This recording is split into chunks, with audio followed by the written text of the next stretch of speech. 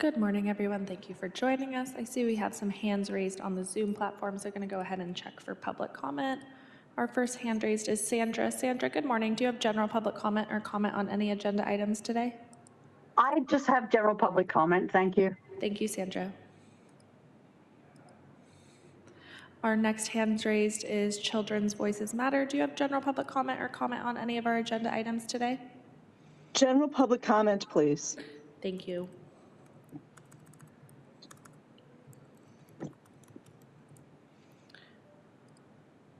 Our next hand raised is Yvonne. Good morning, Yvonne.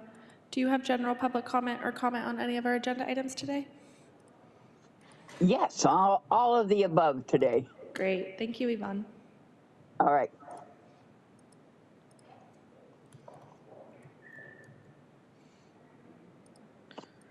And Audit LA. Good morning, Audit. Do you have general public comment or comment on any items?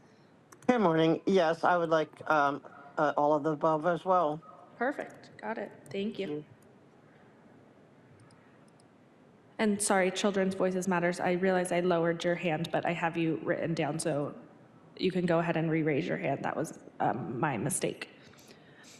And Georgina. Good morning, Georgina. Do you have general public comment or comment on any items today? Yes, please, and all agenda items. Great. Thank you. Thank you.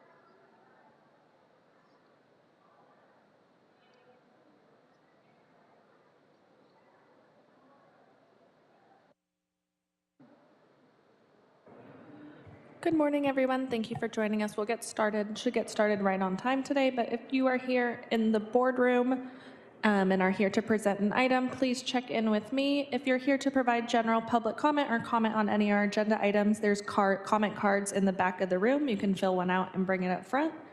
And if you are on the Zoom platform to provide general public comment or comment on any of our agenda items, please raise your hand so we can make sure to mark down your information. Thank you.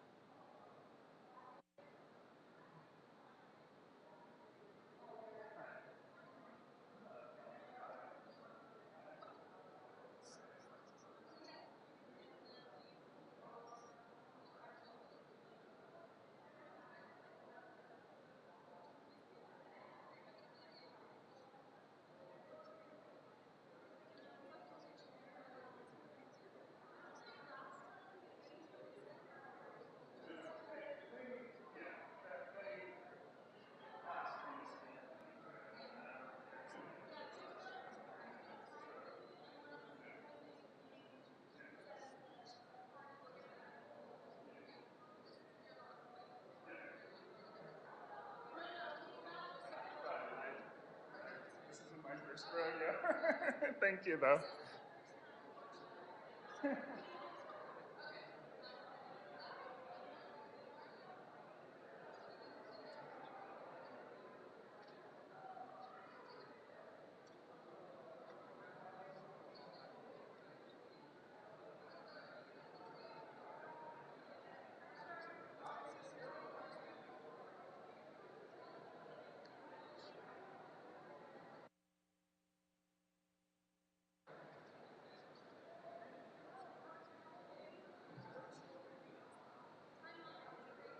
Right?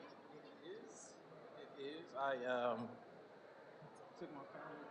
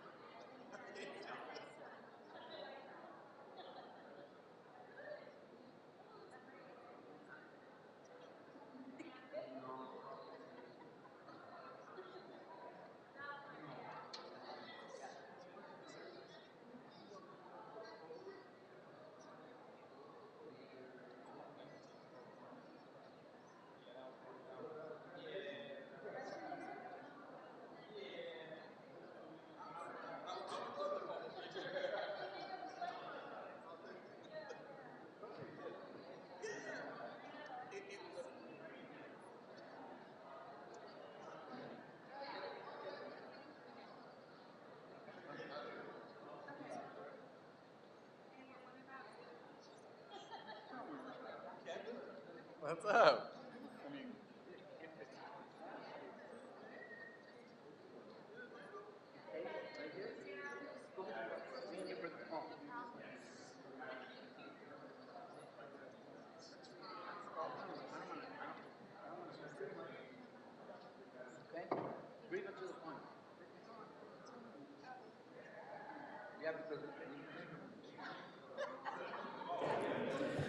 Good morning. I see a few more hands raised on the Zoom platform. I'm going to make a call for public comment.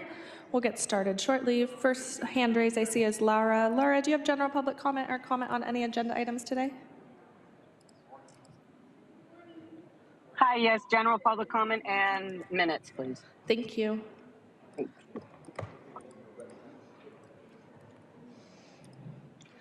And Miriam, do you have general public comment or comment on any of our agenda items today? General public comment, please. Thank you. And thanks to everyone for joining us. We should get started shortly. If you're here to provide public comment, there are comment cards in the back of the room. You can bring those up front. And if you're here to present on any items, please come check in. Thanks.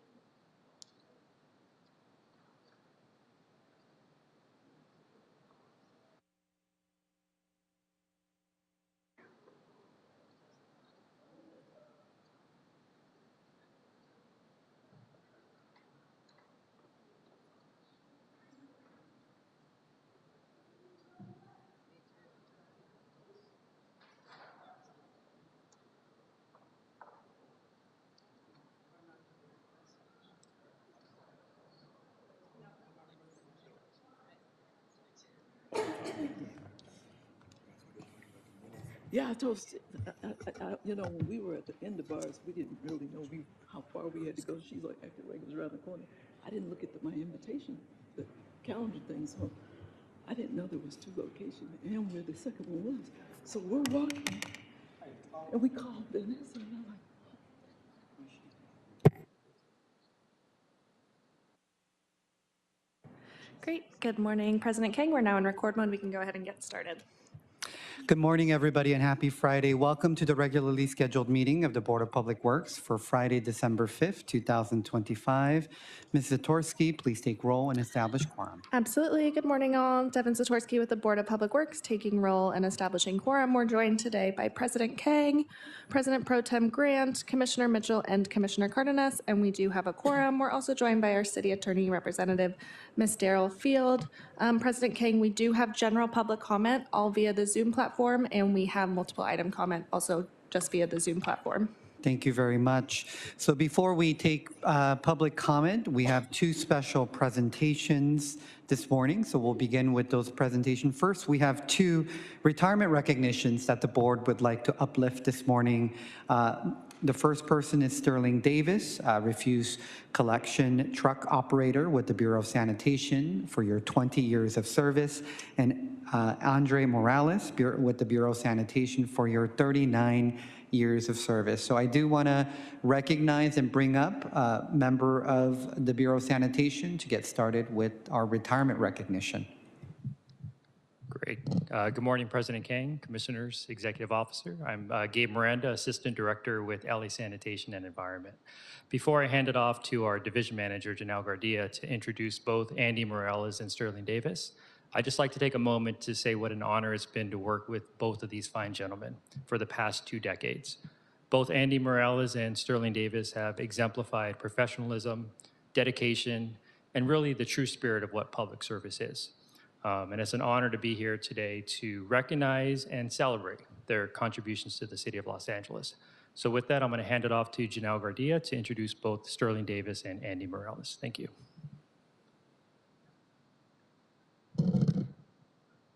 Good morning, President Kang, Commissioners, Executive Officers.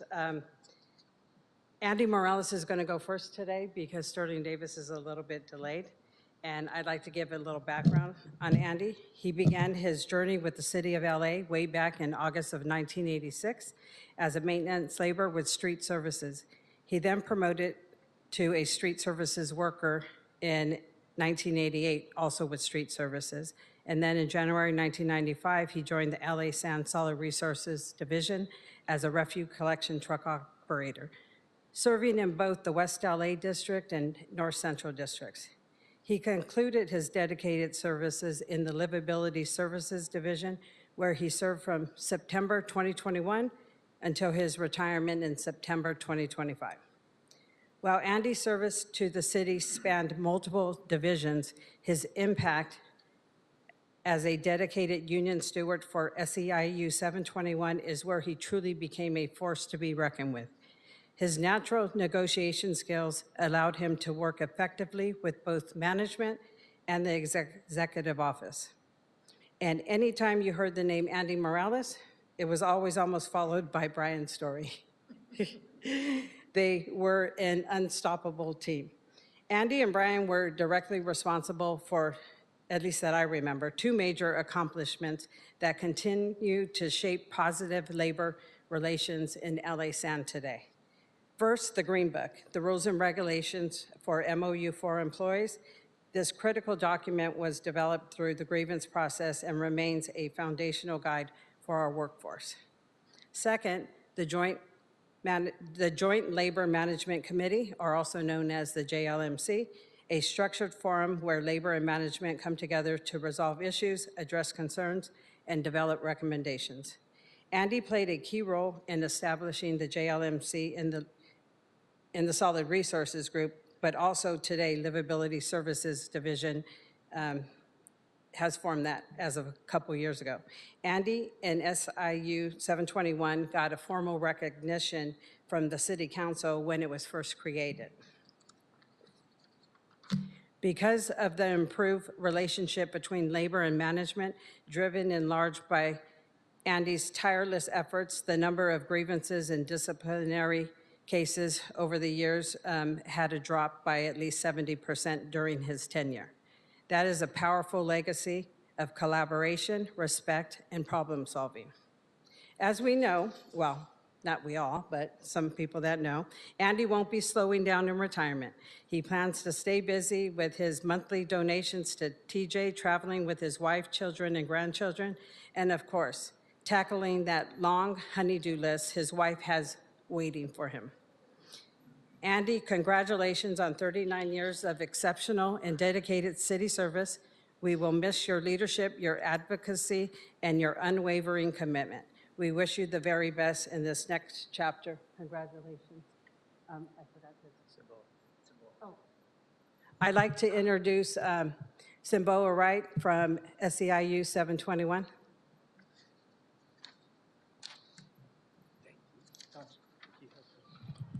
Good morning, Commissioners. Good morning, Board of Public Works and Community.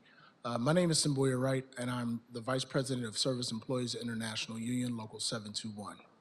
I'm on behalf of all of the members of Local 721, we want to thank Andy Morales for his service, His dedication to the city of Los Angeles, 39 years of service and dedication to the city of Los Angeles, but not just the city of Los Angeles.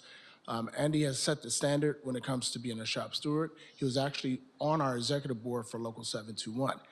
I don't want to take up time because it's 39 years of history being a active union member, shop steward, and many other hats he's worn in the community, fighting not only for city services, but for the community. I do have to take a little privilege. I wouldn't be where I am today as vice president if it wasn't for his leadership. He took me under his wing and showed me what to do and what not to do.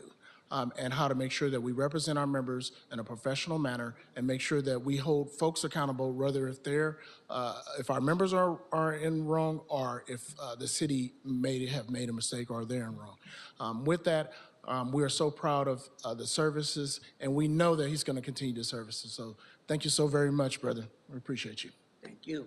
Thank you. Yes, sir. Thank you. Good morning, first of all, President Kent, commissioners.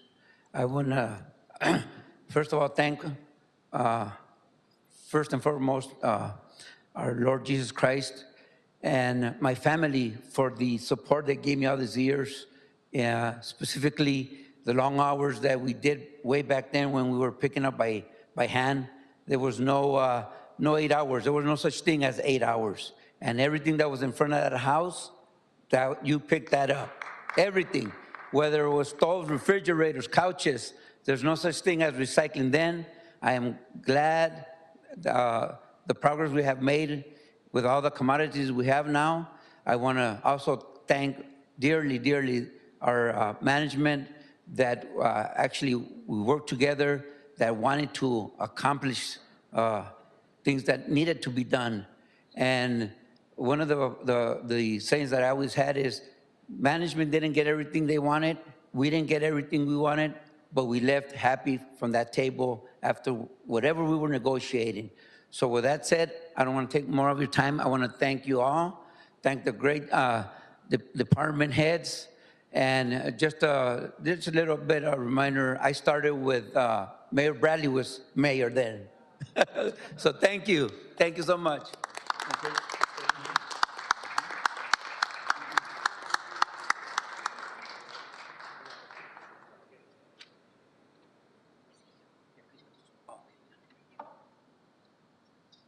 No. Unless you want to.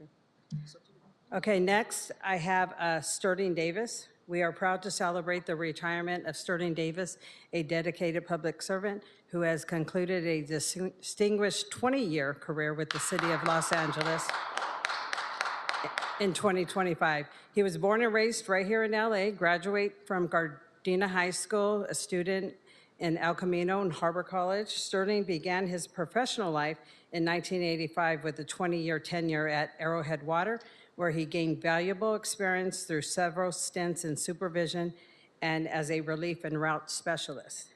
He joined the city of Los Angeles in October of 2005 at the Solid Collection Yard in the harbor. That is where Sterling and I first met, which is, he later then transferred to the Solid Resources Yard in West LA, serving in various capacities across all commodities and residential collection, including in operating a two-man truck in the Venice and Hollywood Hill areas. Sterling was also a key member of the pilot program with Clean Harbors, Street Services, and Sanitation that provided weekly cleanings of the Venice Walk every Friday before it became a regular assignment. For the past 6 years, he has served in the Livability Services Division in the receptacle program, a role he took on in 2019. In his position, he serviced thousands of public street receptacles, beginning his shift at 3 a.m. each day.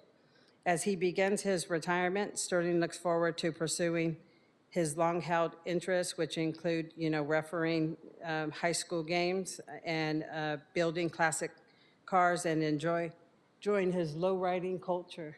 So I'd like to congratulate you, Sterling, on your retirement as you shift gears into this next chapter. Thank you. Simboa wants to say a couple words. Simboa Wright, 721. So once again, our members serve the public. Sanitation is a vital part of this board, you know, helping out, making sure the environment is protected and public health. I want to tell you on behalf of the men and women of SEIU Local 721, we appreciate your service, your dedication, and making sure that we continue to set the standard with the Department of Public Works, but LA San. So thank you for your service, brother. Appreciate you.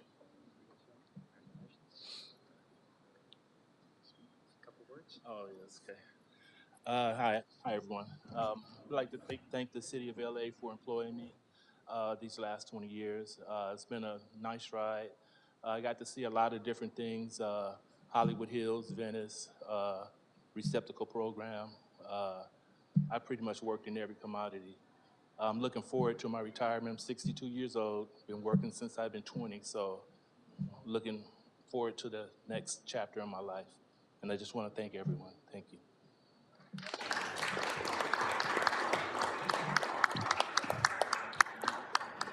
So before we take several photos, I want to take a moment to have our commissioners provide their remarks. So President Pro Tem Grant, would you like to kick us off? Sure. Mr. Davis, don't go far. Don't go far.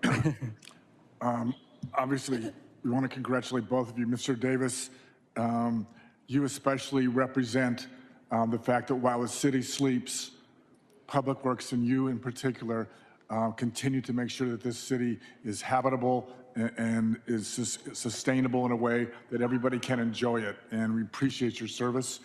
Mr. Morales, you as well. We both share the history of Local 347. And similarly as a former shop steward, no offense to Simboa, but the union rep can come and leave, but we're still there on the shop floor after we have the argument with management, and we're the one that has to face both management and our coworkers. Your contribution to the city was not only as a Public Works employee, but ensuring that workers had a robust voice. And in fact, we understood that, in fact, is what is part of the infrastructure that so often is overlooked. And thank you for your work in the city, your service on the executive board of SEIU, and all that you've done. And good luck to both of you, Mr. Davis and Mr. Morales, in your next chapter. Thank you. Commissioner Mitchell.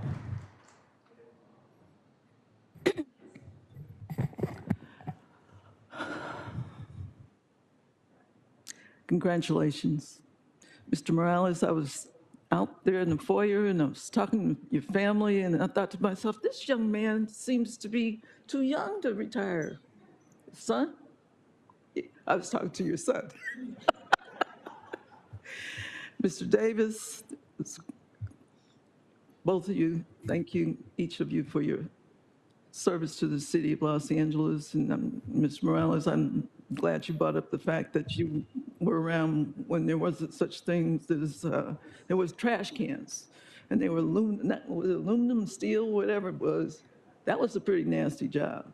Not to say that it's gotten better with these, like, you know, you've seen things change, so to speak, over 39 years, and certainly work is a little bit easier, but we still have challenges. And I know that it goes without saying that when we talk about service, we know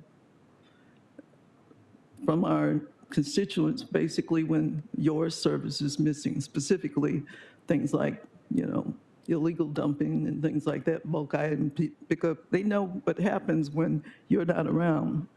So I want to thank each of you for your service and wish you well in the next chapter of your respective lives. And also thank your families, because it's the type of jobs that you have had. You've had to leave your families early in the morning, and if there's an emergency, you've had to go out late at night sometimes. So thank you so much. Thank you. Commissioner Cardenas. Yes, I want to echo my fellow commissioners' comments. Thank you to both of you gentlemen for your long careers. And Mr. Morales, 39 years, that's a long time. And when you started mentioning the the fact that you were here before the current situation. A lot of people don't know that, but I remember as a young man having to take the trash cans out, and it was not easy. And then seeing your crews come by every week and have to lift those up. And again, like you were saying, it wasn't just the cans; it was anything else that was left on the curb. And I remember having to put that out there. So seeing the transformation, and you've seen that firsthand. So thank you for all of that. And again, congratulations to your families as well for enduring that, and the work that you did here at the city. You were doing it for your families. So thank you for providing for them and for giving the city 39 years of your life, Mr. Davis, 20 years of your life, and the city is very grateful for that. So congratulations and good luck on your future. Thank you. So, Mr. Davis and Mr. Morales, congratulations once again. Thank you for your decades of service. My personal mission here at the board is to make public work sexy so that the public recognizes and knows the work that you all are doing, because I think the general public has really no idea what the complexity and the operation that goes into keeping our city safe, clean, and hospitable for everyone. And thank you. And I hope as you embark on your next chapter, my call to action for both of you is to continue to be a champion and an ambassador for sanitation and for public works, so that the public is aware about the work that you all have done and continue to do beyond your years. So thank you again. And then we'll take a brief 5-minute recess to take photos. We'll invite both of you back here along with sanitation. We'll take a quick photo here and resume our second presentation.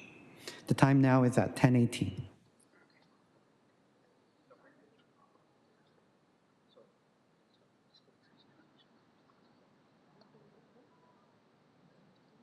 Hey, kangaroo, my brother picked up fucking trash for 30 years. Fuck you.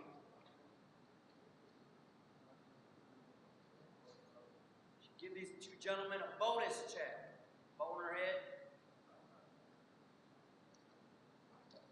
They deserve it, picking up trash and shit. This fucking city looks like shit now. I would never come back to work in this shitty city until the FBI puts most of you behind fucking bars. Pardon me? I have respect. Who are you? You're the authority? Are you the authority? I hear myself. I don't talk to anybody but myself. I'm the majority. That's the shit. Fuck. CLA. Yeah, Dusty. You didn't know what's happening. Only two. The only two fucking seen trash. Homeless fucking all this fucking shit. Criminals, corruption. Right?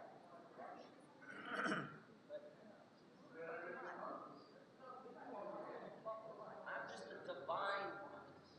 I'm divine. I hope I fucking die with cancer.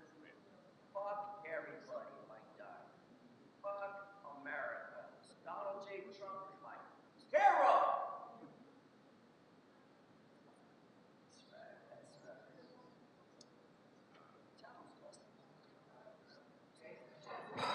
Donald Trump is the only fucking American.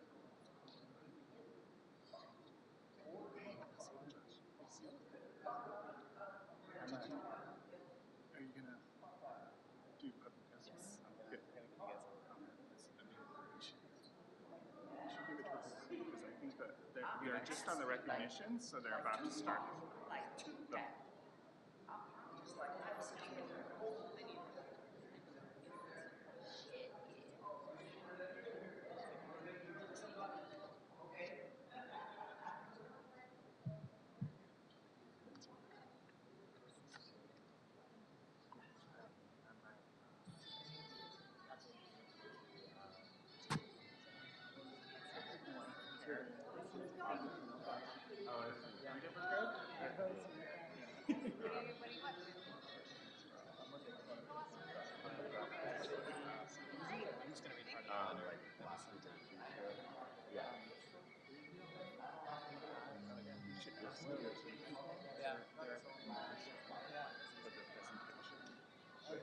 And they have copies? You're gonna hear in just a sec, but this is the wrong date on this one, and it's not because of the it's already over. You're just waiting on bureaucracy. They're still, so they just finished were you in the room? Yeah, But they haven't done this yet. Oh, got it, okay. So I think it's gonna be quick. I think they're gonna say people's names and then have them stand up. I don't think they're gonna talk about each of them. But anyway, so there's still another 5 minutes of fluffy stuff for them. No worries. I think Nervous? you did great last time. I was listening. Good. It's, well, we'll see. There's a fun thing that I almost I'm not going to say it out loud,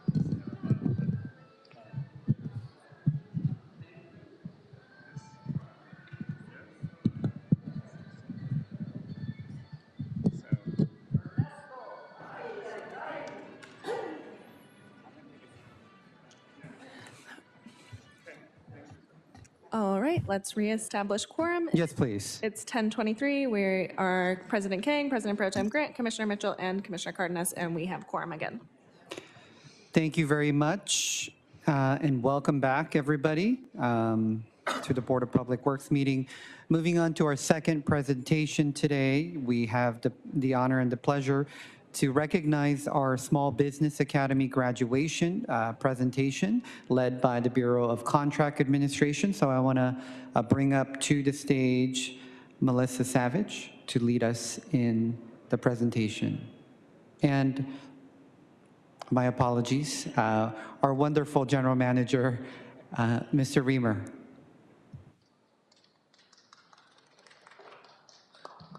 Actually, President Kane, you had it right the first time.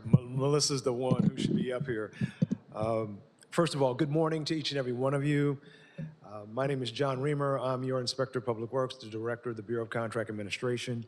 And it is my honor to be here to acknowledge the graduates of Class 2025 of our Small Business Academy.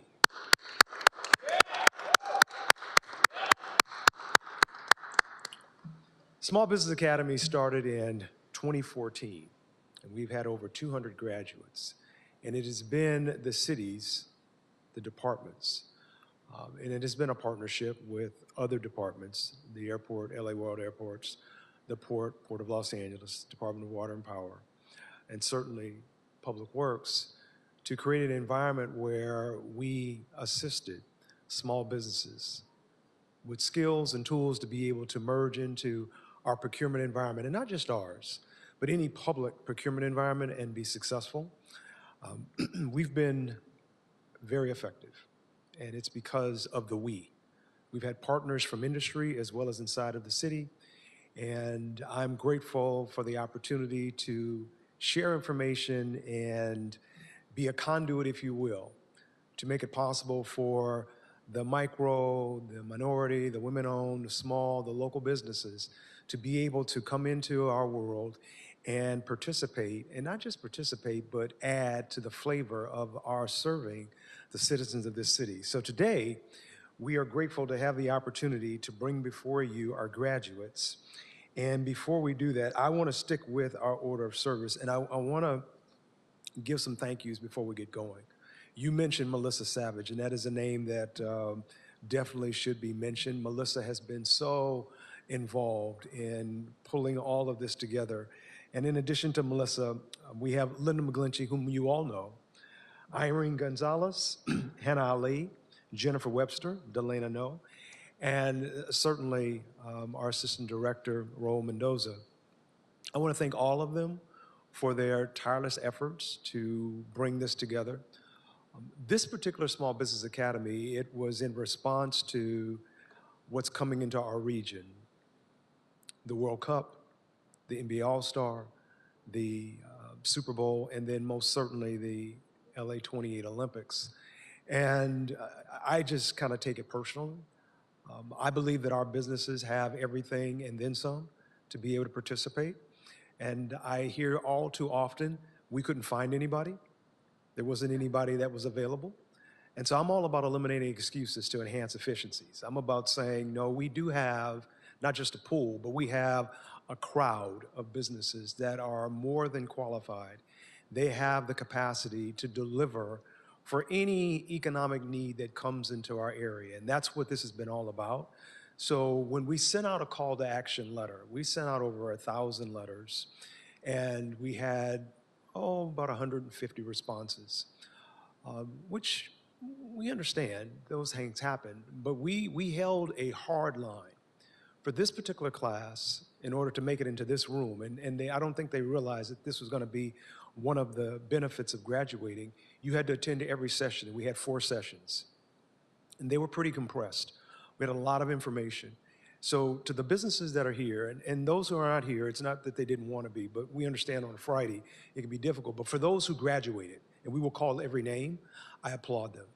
Because it demonstrates from the very beginning that they have what it takes to deliver, whether it's for the World Cup or the NBA All-Star, excuse me, or LA 28. These businesses have exactly what we're looking for and what we know they have to be successful. So with that said, if I go with this, the commissioners are closing remarks. You want to speak first or last? We'll do closing.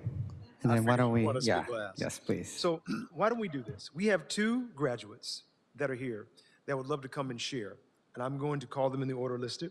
Ram Bhagat of My Yoga Network.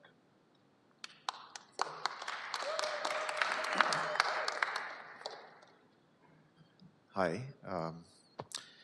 I just wanted to say it was a great experience studying and learning from professionals within the city.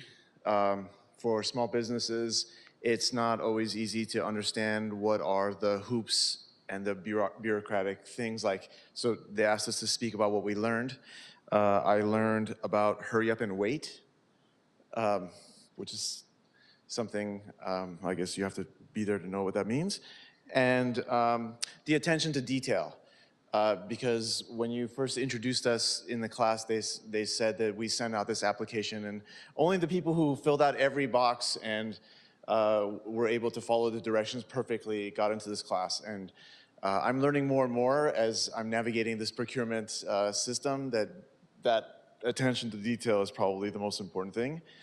And I want to commend my fellow classmates for all coming here, because networking and being in the company of, I feel, people who have more experience than you is probably the first step to getting those opportunities and learning more. So thank you for providing this service to the community of small businesses.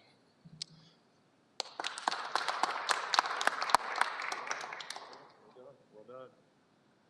And then we have Teodoro Ramirez, Echo Park Capital Advisors.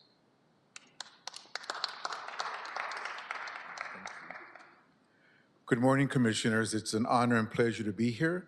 My name is Teodoro Ramirez. I'm the CEO and owner of Echo Park Capital Advisors. My background is 20 plus years in commercial lending and business banking.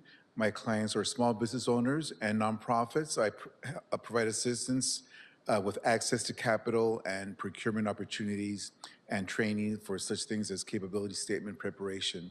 Thank you so much for this opportunity to participate in this academy.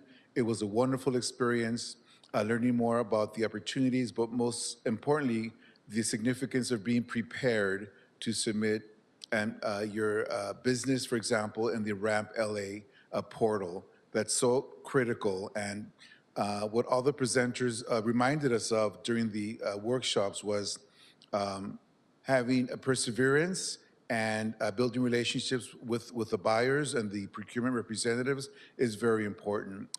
I hope you continue to support these programs, keeping in mind that small business owners drive the economy here in Los Angeles. I'm a sole proprietor. You can be a sole proprietor, but as your business grows, you will start to hire personnel. I hope to get to that point in the near future, but knowing that there are resources from the city, legal counsel, we got information on insurance, on living wages, on bonding, all very critical elements for us to be prepared to be very competitive, not only as LA 28 and the world comes to Los Angeles, but beyond as well. It's an honor to be here. I'm a former City of Los Angeles employee, Community Development Department and City Planning. I also participated in Mayor Tom Bradley's Youth Advisory Council decades ago. So I always liked Mayor Bradley, who was very pro-business and very pro-community. Thank you for this honor, and I hope you continue to support programs like the Los Angeles Small Business Academy. Thank you very much.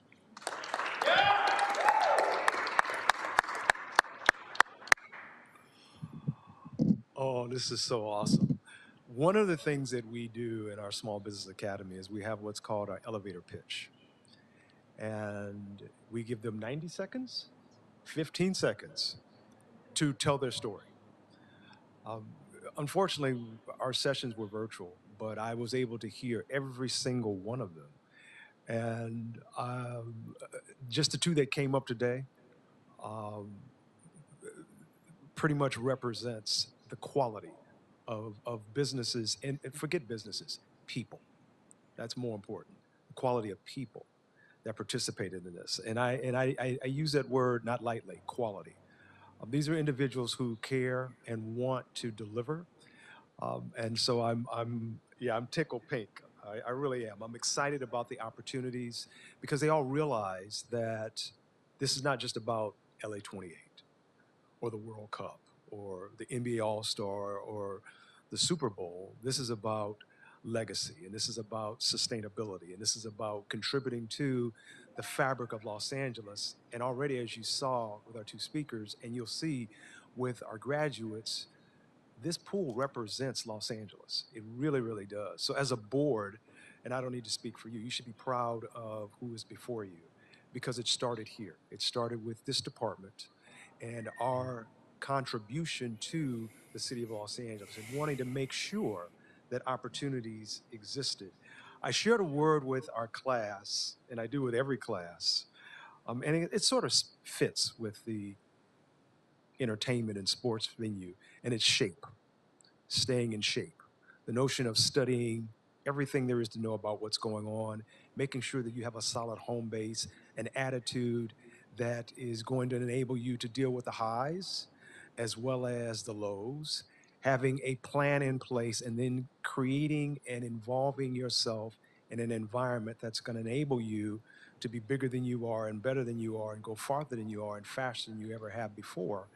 And again, you're going to see with our graduates great things. As I was coming in today, I came across one who told me, I already have my first contract with LA World Airports. And so that's just an example of what can happen. And so I really am excited. So with that said, why don't we bring up our graduates? Why don't we start calling some names? And all the graduates, if you would sort of slide over this way, and we're going to have you come around as I call your name. And yeah, I'll give it to you, and then you can give it to them. Now, what I'm going to do is, if you don't mind, commissioners, I'm going to call every name. Some may be here, some may not, but I just want to acknowledge those who have come. Okay.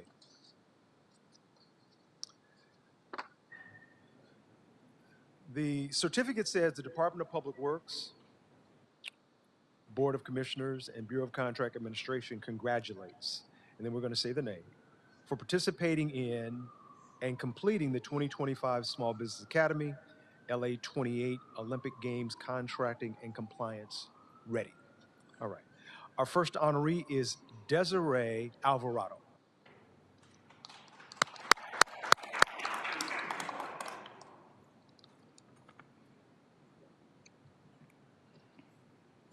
Congratulations. Thank you. Second honoree is Dana Arnett.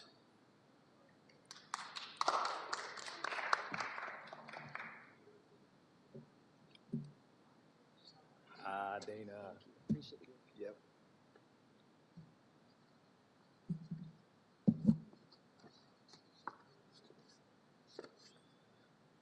Next, we have Ram Bahat.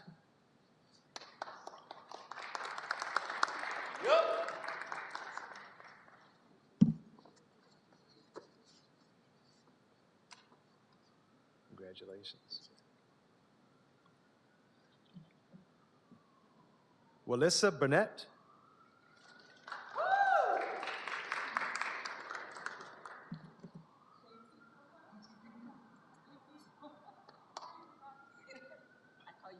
Congratulations. Thank you so much. Oh, my goodness. Okay. All right. Lila Brown.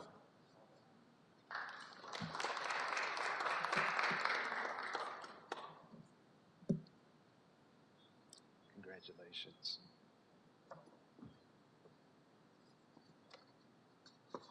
Carlos Cordoba.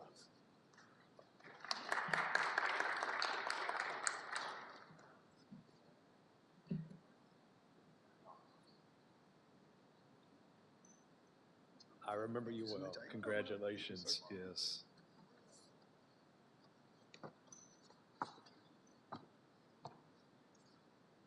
Mario Cruz.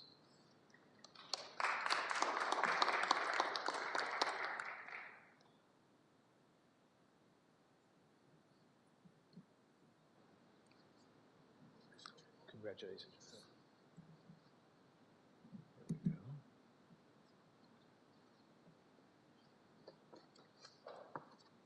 go. Delisha Davis.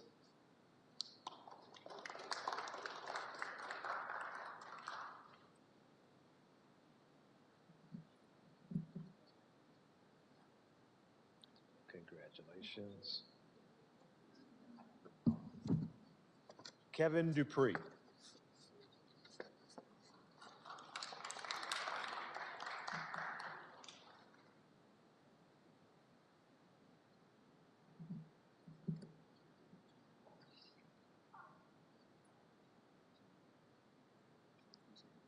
Congratulations, sir.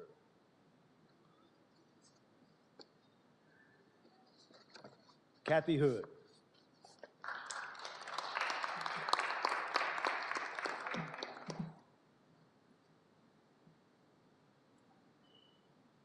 Congratulations again. Jack Jacinto.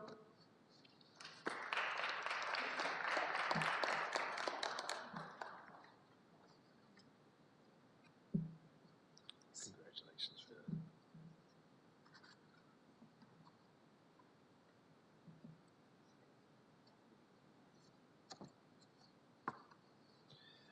Anda Leonard.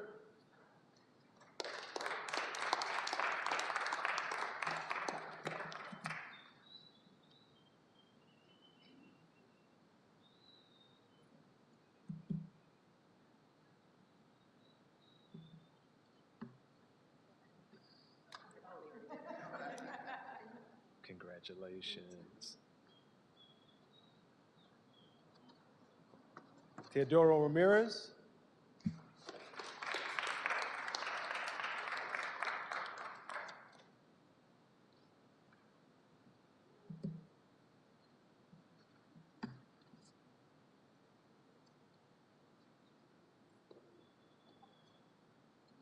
Congratulations.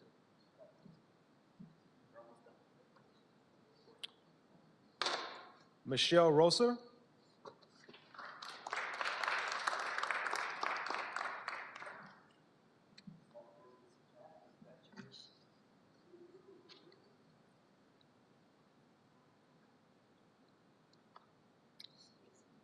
Congratulations.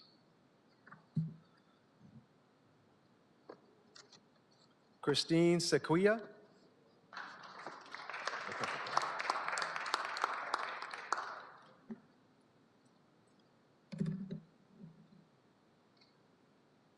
Congratulations. Did I miss anybody? Okay. No, we got them.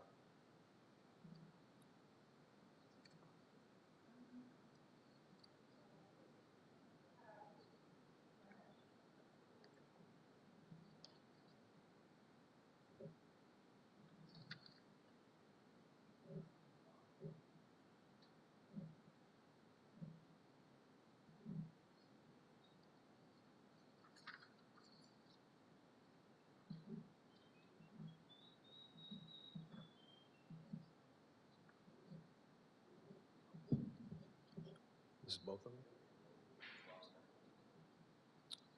Okay, Robin Lee.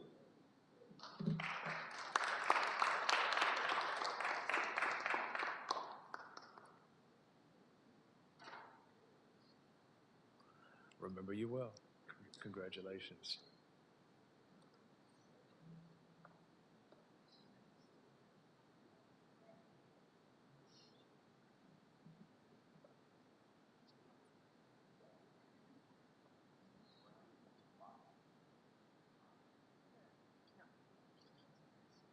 I'm sorry?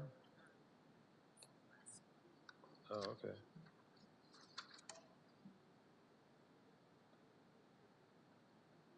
Kara Lee.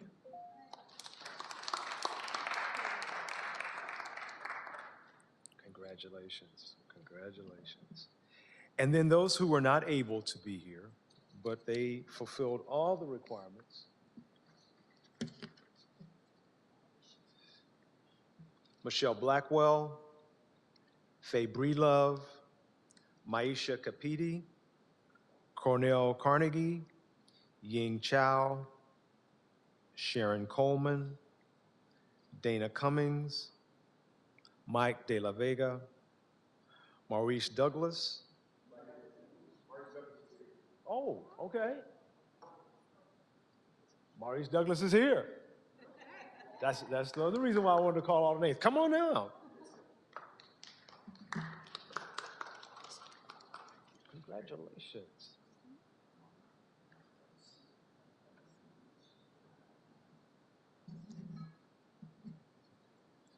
May Gates, Sarah Hashimi, Maya Hassan, Stacy House, Michelle Jefferson, Zahi Aman, Rosalie Morales, Luis Reyes, Orlando Robinson, Tanitra Scorza, Carol Scott, Debbie Simmons, Aaron Spears. Aaron Spears? Where's Aaron? Come on, Aaron.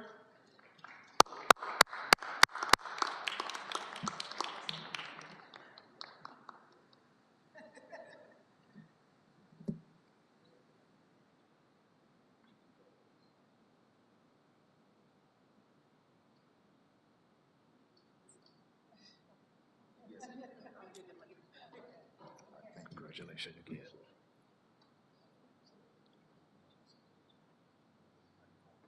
Oh, well, congratulations. All right. All right. Eliana Spicer. Okay. Melissa Tong. Tracy Walters. Nicholas Mordecai. Jason Wee. And Sarah Yashuki. Give them all a round of applause.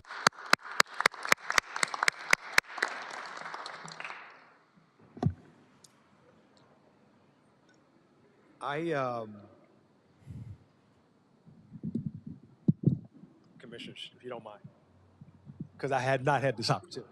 To all of you, well done. Absolutely well done. When we first put this together, we knew that, I'm going to speak frankly, because you know me, I told you I would.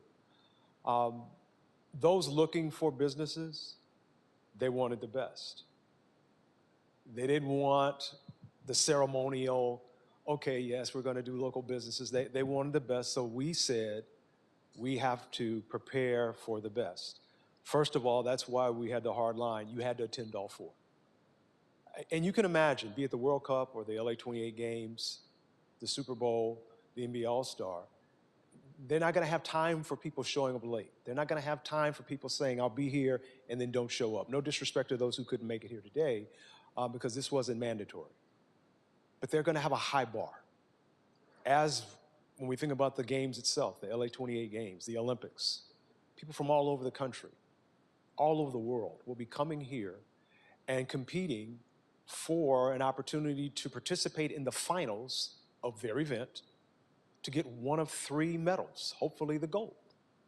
And so ours was to put together something that would help you get started on that journey.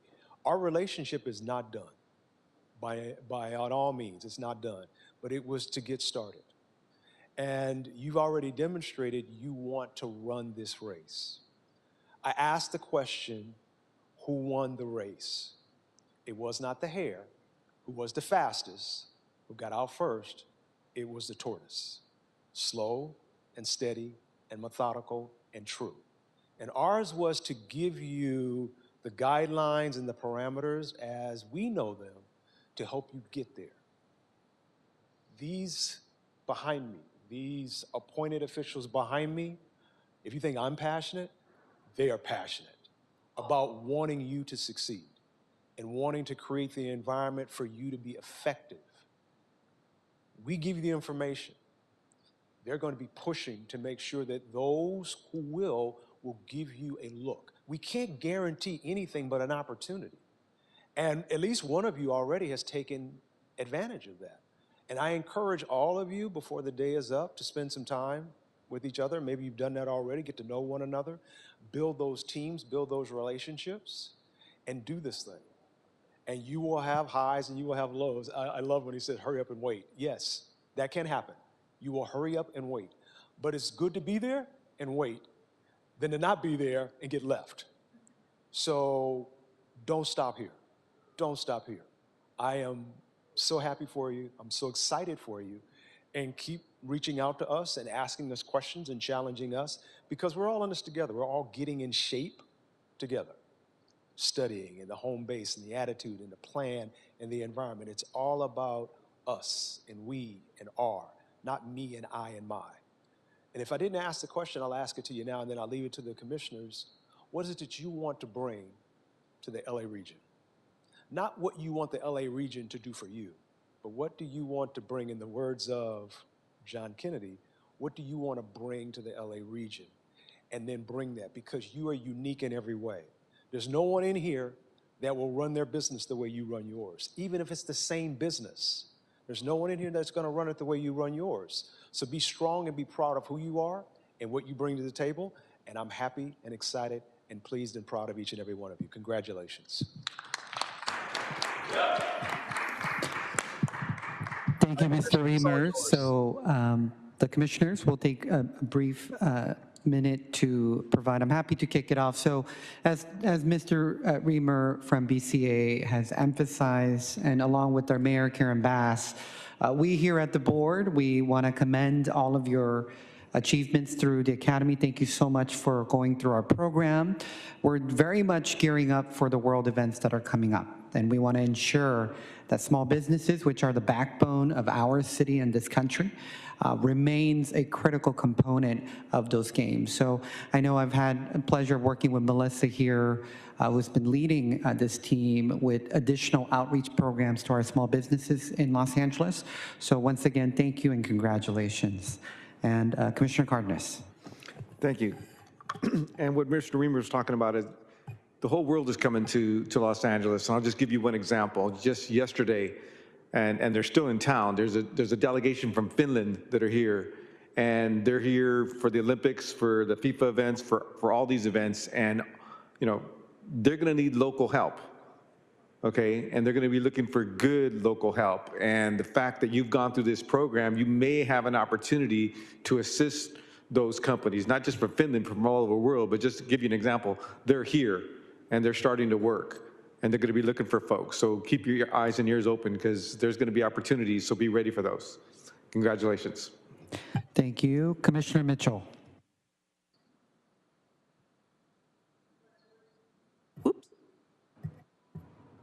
Okay. Congratulations. I know that 4 weeks, twice a week is a task, so to speak, especially when you're either a small business owner, operator, and you got your personal life and you got your work life, and then now you got this challenge, so to speak. But you made it through. I like all the sports analogies, but one of the things that I do when I go out in the community is every time I run into somebody who tells me that they have a business, I ask them, are you certified? Because there's so many opportunities, not just in terms of the next few years, but years beyond, between now and whenever you cease to operate your business.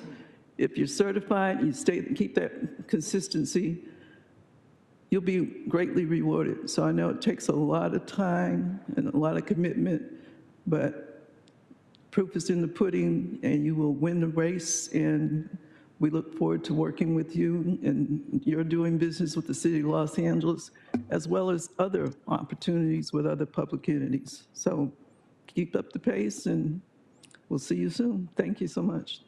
Thank you. President Pro Tem Grant. I also want to thank the Bureau of Contract Administration for the work that they've done, continually putting this together and uplifting, though I do have to fault Director Reamer. You forgot to mention that they also had homework in their 4 hours class, which was for many a whole new field. You all bring wealth to working families. You make our neighborhoods vibrant, and you allow our communities to be economically self-determinative. And for that, we thank you. I do have to, which this may fail miserably, but a point of personal privilege. Mr. Jacinto, did you play soccer for LAFC? This young man played soccer with my son. So in terms of our community being developed, it just makes me proud to see your development here and your participation in Los Angeles. Thank you. Thank you very much. So we'll take a brief 5-minute recess for photos at the back, if you want to join us right at the back of this room.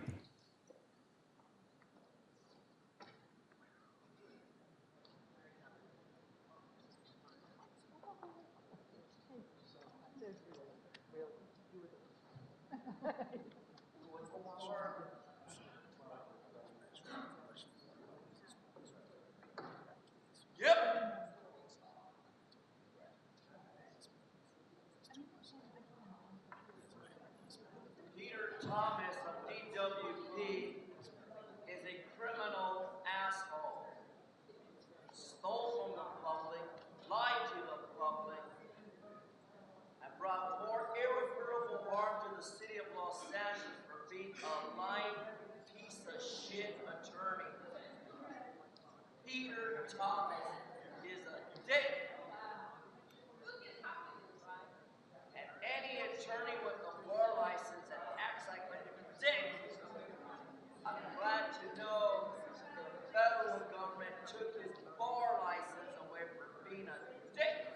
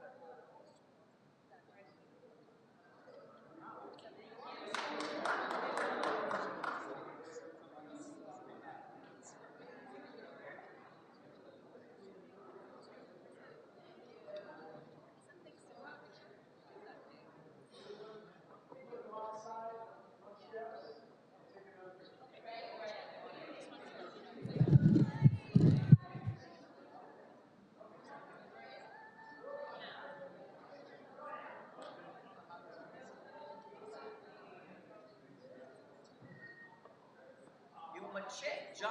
Give him a check. Commissioners, if you want to come back in, please.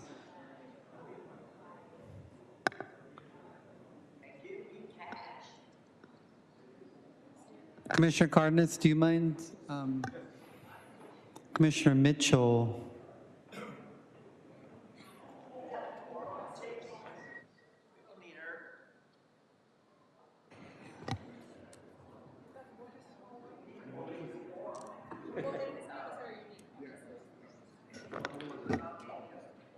All right, if you can help reestablish quorum. Okay, we are back at 10:58, joined by President Kang, President Pro Tem Grant, Commissioner Mitchell, and Commissioner Cardenas, and we have quorum. Thank you very much. Welcome back, everybody. We'll get started with general public comment, which is an opportunity for the public to address the board on public interest items and will be provided up to 1 minute per person, up to a cumulative total of 10 minutes for the general public comment segment of each regular meeting. Testimony shall be limited in content to subject matters which are within the jurisdiction of the Board of Public Works. The board may not take any action on any matters discussed during the comment period. We'll take in-person speakers. First up, we have MF. Mr. Herman. I didn't put my name on it. It says MF, motherfucker. So, motherfuckers, you think the city of Los Angeles is a safe, clean place to work and live? I don't believe so. Not one of you stupid assholes takes a train, a bus, scooter, bike, whatever the fucking shit your stupid mayor, the first black stupid asshole, to put bike lanes where they don't belong on a street where pedestrians should be. No. God damn it. You can't even fix our fucking sidewalk and streets, first of all. And now I'm going to use the force of the government to force you to fix those sidewalks. The DOJ versus the city of Los Angeles in an access complaint by Armando Herman. I'm going to make sure they sue your fucking ass. And you're going to follow their conditions because we're tired of your fucking nonsense and shenanigan games with that Department of Disability of fucking retards that don't do shit. So 42 U.S.C. 1983 politely, fuck you. Thank you very much. Next, we will transition to our virtual platform. Great. We will go ahead and get started. Our first public commenter is Sandra. Sandra, are you still on the line? All right. Sandra, you'll have 1 minute for general public comment. Oh, thank you very much. Good morning. Today we recognize the 30th anniversary of the death of Lisa McPherson. She was a Scientologist who tried to escape in Clearwater. She was removed from a hospital and taken to the Fort Harrison Hotel, locked in a room where she was starved to death over the next 17 days. Her corpse was covered in cockroach bites. They call this the introspection rundown. So perhaps this will help you understand why, week after week, we come to you asking to stop the always violated permits, remove the city's liability to be party to their crimes, and keep the public away from these dangers. I would love to see the city revoke the R1 permit and rename L. Ron Hubbard Way to something other than the name of the man behind the largest infiltration of the U.S. government in history. Thank you, and I yield back my time. Our next caller is Children's Voices Matter. You'll have 1 minute for general public comment. Greetings all, happy Friday. According to Rob Bonta, California Attorney General, a hate incident is an action or behavior motivated by hate, but which for one or more reasons is not a crime. Example, name calling, insults, distribution of hate messages to public places, all of which L. Ron Hubbard has done per policies and in lectures. Take back LA streets, rest in peace, Lisa McPherson. I yield back my time. Our next caller is Yvonne. Yvonne, you'll have 1 minute for general public comment. Thank you.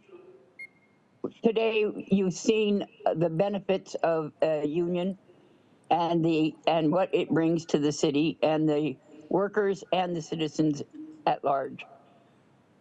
You allowing the R1 permit and the constant use of ununionized slave laborers on public property is an abhorrent oversight on your part, if oversight is the proper word at this point in time. I'd like to also comment that at the Hollywood Christmas Parade, not one portable toilet was provided for the citizens in attendance. And yes, Hollywood Boulevard was cleaned up, but all of the smaller tributary streets were covered with human fecal matter. Thank you for not having a clear, Thank you, caller. complete plan That's time. for the Hollywood Parade. Our next caller is Audit LA. You'll have 1 minute for general public comment. Good morning. Yes, there's going to be vigils around the world for Lisa McPherson. Laura and FM and I will be there today at the Blue Building between 4 and 9, as will others. So everyone, yourself is welcome to come join us. But we hope we're going to be safe because we know there's a lot of electrical wiring all over the place. And, and they don't care about safety. They have not gotten any permits for structures or for inspections. They have all kinds of towers there. So it's not a safe environment because it was built by slave labor and uninspected, but we are going to go and memorialize Lisa McPherson. It was a horrendous 30-year-old woman, had a psychotic break from the torture of wanting to get out. Was that it? Thank you. Thank you, caller.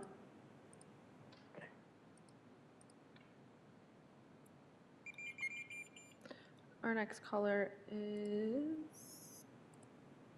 Georgina. Georgina, you'll have 1 minute for general public comment. Thank you. Today is the 30th anniversary of the passing of Lisa McPherson. She was a Scientologist that was strapped to a bed in a locked room for 17 days. She was fed or intravenously injected with tranquilizers until she passed from dehydration. 36-year-old woman dies of dehydration. She lost 40 pounds in 17 days. So when we call in day after day, week after week, we're fighting for people like her. The world is watching you right now. This is being restreamed by every anti-Scientologist protester worldwide. We're watching you. We're asking you, why aren't you doing something? Why aren't you at least revoking their permits, which is in your purview to do? You need to do better. I yield back my time. Thank you, caller. Our next caller is Miriam. Oh, Lara. Our next caller is Lara. Lara, you'll have 1 minute. Hi, can you hear me? Yes, go ahead. Hi, good morning. Hello, board. Hi, President King. It's Lara, your favorite loud rock star that is taking down the cult of Scientology because she's so not interested in living the rest of her life going through all the abuses that she went through as a child. Same with Lisa McPherson. Today is her death anniversary because she was killed by the hands of Scientology because of their inappropriate, illegal behaviors of medical, the city, public, fucking permits, etc. So today I beg you, I wish, I hope that one of you on the board, and I know all of you now, will come by and check out the protest and see what's happening. We're going to be there from 4 p.m. at the Blue Buildings, 4 to 9 p.m. tonight. So you have plenty of time to come by and show that you do care and that you are here supporting and revoking the abuses of Scientology, revoke their L. Ron Hubbard permit, and put it back to North Berendo Street. Please come by and memorialize Lisa McPherson. That's time. Thank you. Our next caller is Miriam. Miriam, you'll have 1 minute for general public comment. For almost 2 years, we've reported sidewalk blockages, unauthorized barricades, and the public being prevented from using the right-of-way by the cult of Scientology. Despite repeated documentation, we see no action. Scientology has spent decades cultivating influence, including questionable donations to LAPD-affiliated charities. This creates a climate where enforcement appears unequal. When an organization can purchase goodwill, the public loses trust that rules apply to everyone. And let's not forget Scientology's history, like the Lisa McPherson case, where a young woman died under their care and the cult ultimately settled with her family. This is not an organization known for transparency or safety. Today marks 30 years since Lisa's death. May she rest in peace. We are asking Public Works to finally enforce the rules equally and protect the public access. Thank you, caller. Tori Chrisman, I see you have your hand raised. Do you have general public comment or comment on any agenda items? Can you hear me? Yes, do you have general public comment? Okay, I do. I was in Scientology. Okay, you'll for have 1 minute. Go ahead. Okay, I was in Scientology for 30 years. I woke up in 2000, escaped out. They chased me across the country. The Tampa police got me out of the Tampa airport. I worked for them with all these secret things. I helped make L. Ron Hubbard Way. I got it named that. And that was from them. They asked me to go down there and change it to L. Ron Hubbard Way. That is a violation of church and state. And I will tell you right now, they've been lying about me for 25 years, so I promise you they will say awful things about me. And I'm asking you to please look into this and change it back to Berendo. And also, please make the minutes public so that we can all see them, all public. And that's it. You know, I just want, and Public Works actually is in danger of Scientology, you know, because I worked for Janet Weiland. I'm telling you. Thank you, caller. That's 1 minute for general. Okay. Next hand raised, Mr. Anderson. Do you have general public comment or comment on any of our agenda items today? Public comment, please. Public comment, you'll have 1 minute. Go ahead. Thank you. Citing LMC Section 580, Public Works, the Board of Public Works, Section H, on its own initiative or upon complaint, investigate departmental operations. Well, we kind of did that last year.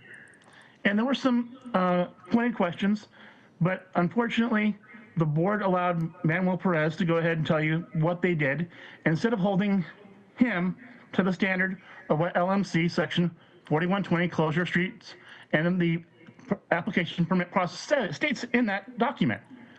I want to point out that there have been multiple complaints about police showing up and not having copies of the permit. Reading directly from that document, upon issuance of special permit, each of those city departments and offices shall be provided a copy of the permit issued and shall be responsible for enforcement of the terms and conditions of the permit that are within the subject matter jurisdiction of that department. Thank you. Thank you, caller. All right, President King, that's the end of our general public comment. Thank you very much. With that, we will close general public comment portion of today's meeting and move on to multiple agenda item public comment. The board will provide an opportunity for the members of the public wishing to speak on more than one agenda item during multiple agenda item comment period for up to 1 minute per item, up to a total of 3 minutes per meeting. This is the only time to speak on more than one agenda item, and please identify the items that you will speak on when you are called. We'll start with one in-person speaker, MF.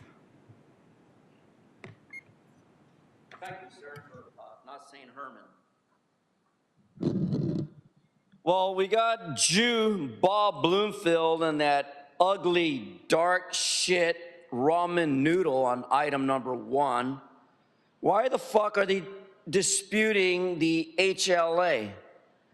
First of all, ramen noodle is a stupid bitch. She doesn't do shit for her constituent, let alone she don't do shit for her community. Otherwise, we wouldn't be disputing this. Like this gentleman to the right of me right here who's gonna get up and speak passionately. Why the fuck you don't give him a right of way to do what he's doing? What the fuck is that noise? Really? Stop my clock.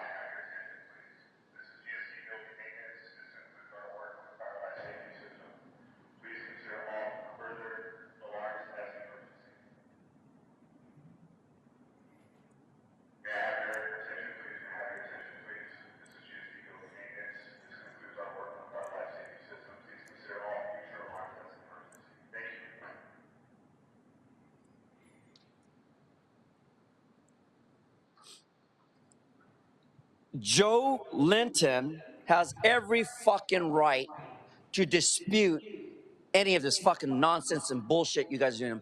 You let those fucking assholes with Scientology get permits. You let those fucking assholes from Scientology do things with permits. Joe Linton, Linton for the record, wants the same fucking respect. I don't give a fuck about cults. I'm not afraid of cults. Me and the cult are the same. We work for the devil, Satan, 666, John. That's the reason why I keep coming back to Los Angeles, because you criminals, this corruption has engaged me to think like you. Be corrupted. Think like a criminal. Be a dirty motherfucker. I'm not going to use the N-word today because I don't have to use it. But I do know what dirty shit is. And I demand that you give Joe Linton the right to be heard and say what he has to say to defend his actions against this fucking dirty city, Los Angeles. Both items. Item 1's about Joe, and item fucking 2 is about CD7 with Joe. So fuck CD7, fuck Ramen Noodle, and fuck Juju Bob Bloomfield. It's not my fault he married a black woman because he couldn't satisfy a Jew. Now, if he wants to learn an education about Armando Herman fucking a Jew, not even I will fuck a Jew, because the Jews fucked over that one man that they put on a stake, and then you assholes now celebrate it with that fucking Christmas tree out there. It's nonsense. Pagan holidays, rituals, cults, they're all fucking sick in your mind. Sick. You disgust me. Tired of this fucking shit. And the last item on this agenda as well, as I said, off of First Street, 200 South and Broadway, is fix the fucking street improvement, you guys. I gave the city attorney those photos. Follow the road, replace the bricks, and lay the asphalt and lay the cement. Thank you very much. We will transition to a virtual platform. All right, Yvonne, you'll have 3 minutes for all items.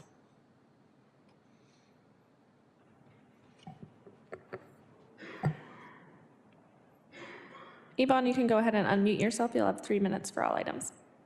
I forgot to unmute. Thank you for reminding me. This is in general for 1 through 6. Each of these projects, please, the adjoining sidewalk has to be dealt with. Every bus has offloading passengers that will use the sidewalk. Every train, the same. Anybody getting in and out of their car, the same. Please address the sidewalk and the sidewalk safety as primary in the city. Then work on the streets. The project, I think it's number 3 or 4, where they're only testing a 1/8 section of roadway. That's not going to prove anything. We don't move in such short distances. And when you're going to have a traffic vacated lane, the people that are from out of town on the occasion, example being Kaiser Hospital, they can't discriminate what is allowable parking. The signage is extremely confusing. In addition, you have Scientology putting up their own signs on Sunset Boulevard at their willy-nilly when they want to or not want to allow parking. When that kind of theft of parking takes place, the city needs to do something about it. So please straighten out your no parking signage or your parking regulations, and so that the signage isn't as confusing as it is. That's citywide. Finally, on number 6, the upcoming street improvements, please, at minimum, go ahead and do a surface coat on L. Ron Hubbard Way in all black topping, so that it preserves the bricks as long as it can until you replace them.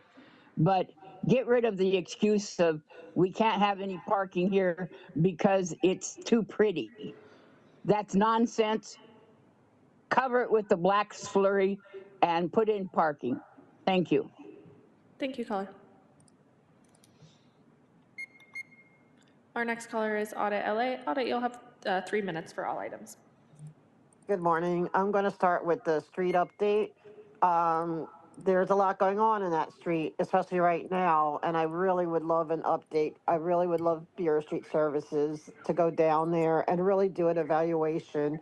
I know in the grand scheme of the city, I get it, you have the entire city to be worried about, but you know, you could get rid of us a lot faster if, you know, hopefully if Scientology is forced to abide by the rules of their permit and everything, and they are not, and they've proven they are not. So the only thing forward is to fix the issues and then prosecute them for the constant violations. So right now, I'm very concerned with all the wiring. I have a chair and you know, and I have to go over the stuff. They don't have it set up correctly. We have to worry about, they're probably going to be blasting loud music to, you know, which is a violation of sound. There's all kinds of things that need to be done. So I really hope the inspectors can get down there. There's these towers, there's light arches across the street. It's just, it's so much. And I know there's no inspections, there's no permits for it. And so, you know, they think that because they have an R permit that they could just do whatever they want, but that's not the case. So I am pleading with the city to revoke their R permit so they no longer have that feeling that while they own this street, they can do whatever. They can put the public in harm's way. Now, if you go there and say, no, that's not, you're not in harm's way, I would feel relief. I would have extreme relief. But I know everything's being put up by slave labor and they're untrained. So I don't have that sense of relief now. Now to the HLA. Yes, the sidewalks are paramount. Yesterday, you know, I'm in a new chair. It's maybe 6 months old. I've already had my second set of tires replaced yesterday, and it's all from the sidewalks and the streets. You know, it's just you know, like people in chairs or, you know, like sometimes like the caster tires will hit it, like there's so many ridges, and then it just makes it like I turned and I crashed. I literally crashed from the sidewalks. And, you know, and it loosens just the constant pounding of the unevenness. It loosens the, you know, the screws that hold the tire. So they start getting like, you know, the shopping carts, the crazy shopping cart tires. And it's just because you can't even go 10 feet hardly anywhere and not have cracks or issues with sidewalks. So the HLA is extremely important. And I'll move to minutes. Minutes is, you know, I get that by Brown Act, I hope they change the Brown Act like they are now with the Brown Act. Thank you, They're caller. updating the Brown Act. All right, That's thank you. All right, Georgina, you'll have 3 minutes for all items. Thank you. I want to start on the minutes. Audit was talking about the Brown Act and the changes that need to be done to that. There needs to be a modern system installed. Brown Act was in the late 1800s, and we're still abiding by that. There needs to be modern changes made to it. You aren't making accessible the public comments in your minutes, which needs to be addressed. And your YouTube channel has every video titled the exact same. How the heck are you supposed to search on everything when everything is the exact same name?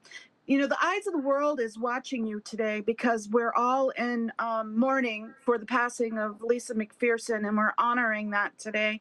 And so you're being restreamed worldwide. People are watching that want to come for the Olympics, that want to support this city, but they're afraid to. They're afraid because they see the corruption that's going on with the LAPD. They see how you are backing down to this cult that caused the death of Lisa McPherson. They aren't being held accountable. They aren't being made to abide by the permit requirements. Moving on to HLA and sidewalks. The sidewalks in front of Big Blue are severely cracked and damaged from those planters that were there. We finally got the planters removed, but the sidewalks haven't been repaired. They sent their slave labor out to do a little work on those sidewalks. Why is our sidewalks being repaired by a slave labor force that makes as little as $11 or as much as $47 a week a week. They work 16-hour days, 12 to a room on triple stacked bunk beds, one bathroom for 12 people. They only get fed rice and beans half the time. And this is the labor force, uninsured, unmedicated labor force that we have working on our public streets. As far as the number 6 with the street updates, L. Ron Hubbard Way needs major changes done to it. It needs to be given back to the people. It was stolen from the citizens of this city. It needs to be opened up for parking. The fact that it's not opened up for parking greatly impacts Kaiser and Children's hospitals, which are just at the end of that street. That street is valuable. There's people that live in that neighborhood that have to pay for parking in a garage because there's no available parking. You could easily fit 50 cars, 50 meters in that street and recoup some of the expenses needed to repair those sidewalks. And it needs to be addressed. Thank you. I yield back my time. Thank you, caller. And our last public commenter for multiple items. Laura, you'll have 1 minute for minutes. Hi, thank you. So yes, let's get all the people calling in that are constantly asking the public work boards to revoke Scientology's permits, to stop all of their permits because they literally are abusing them all. They only use them for Scientology needs. So let's reflect that on the minutes, please.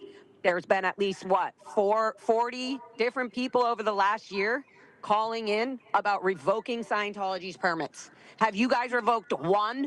Good. If you're doing your job wrong, then that needs to be reflected. So the only way that can be slightly reflected right now is at least having something on the minutes that show people from the public called in about the subjects, not just saying public comment was taken. It needs to be known for the record in the future that Scientology was fucking abusing these permits and that we were calling in to expose it and to do something about it. So please reflect that on the minutes. I appreciate you, and again, please come by the memorial, Lisa McPherson Memorial at the Blue Buildings on Fountain and L. Ron Hubbard Way, soon to be North Berendo. Thank you. I yield my time. Thank you. All right, President King, that's the end of our multiple item commentary. Thank you very much. With that, we will close the multiple item public comment portion of today's meeting and move forward with the approval of minutes for Monday, November 24, 2025. Commissioners, any questions or comments? Seeing none, is there a first and a second? So moved. Second. First by President Pro Tem Grant, seconded by Commissioner Cardenas. Great. First by Grant, second by Cardenas. We'll take the roll call starting with you, President King. Aye. President Pro Tem Grant. Aye. Commissioner Mitchell. And Commissioner Cardenas. Aye. Aye. All ayes. The minutes are approved.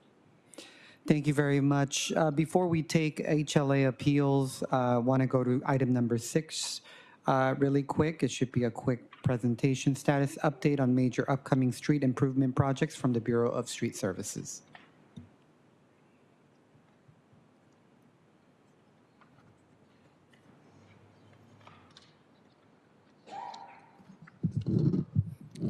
Good morning. Thank you, President King. I appreciate you as always. Good morning, President King, Pro Tem Grant, Commissioner Mitchell, Commissioner Cardenas, City Attorney, Executive Officer, Bureau Representatives. My name is Sherrod Nichols. I'm the General Superintendent overseeing the Street Renewal Division for Street Services. This information is being provided to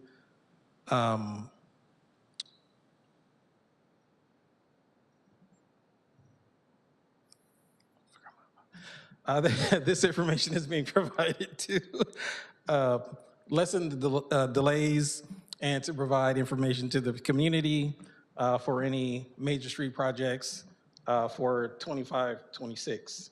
If you have any questions, you can always reach out to our coordinating section. You can always call me as well at 213-847-3200. For the week of December 7th through the 13th, I'm going to provide information for the large asphalt repairs.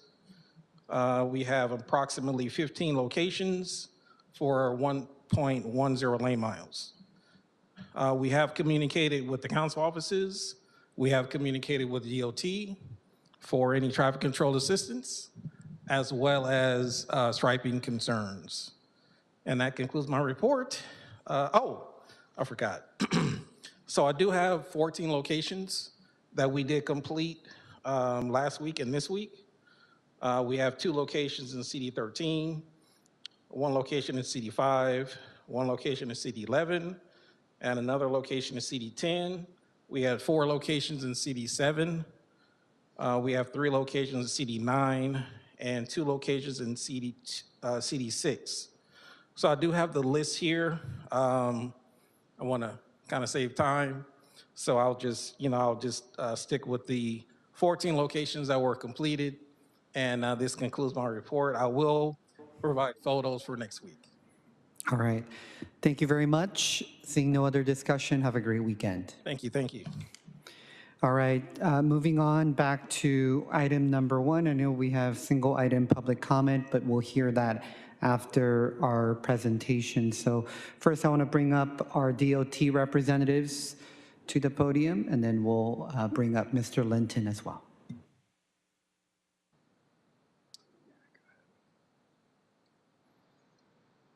Good morning, President Kang and Board of Public Works Commissioners. Thank you again for the opportunity to speak and present on our HLA appeals today. I think we're going to go ahead and start with Roscoe Boulevard, which was heard at the last appeals hearing. I do want to emphasize that this is a part of the same issue. We don't have a slide for this specific project today. But just a reminder, this is a next-gen bus plan, peak hour bus lane restriping that occurred on Roscoe. And the city's scope was just restriping and signage. And the challenge from the appellant is to implement the improvements as per Measure HLA. And we, as staff, recommend to deny this appeal based on the fact that we simply restriped the bus lane without making other improvements. Thank you. I want to bring up Mr. Linton.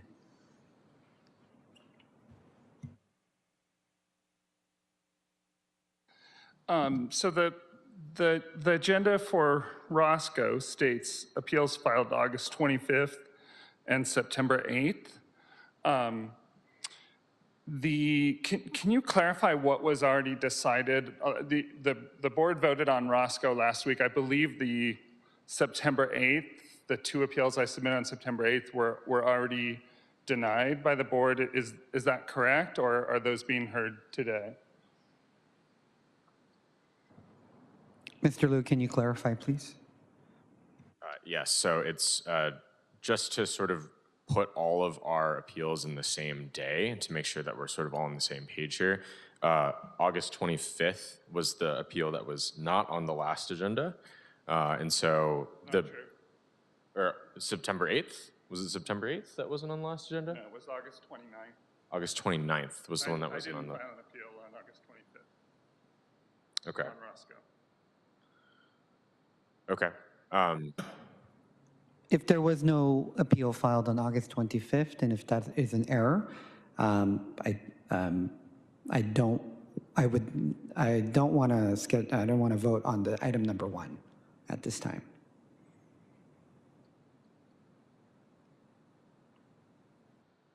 Okay, well, we've got staff over here looking into that. If we could continue with the rest of the agenda. We'll continue it to our date uncertain for now, for item number 1. And I know we had public comment on item number 1. Mr. Josh V., did you still want to make comment?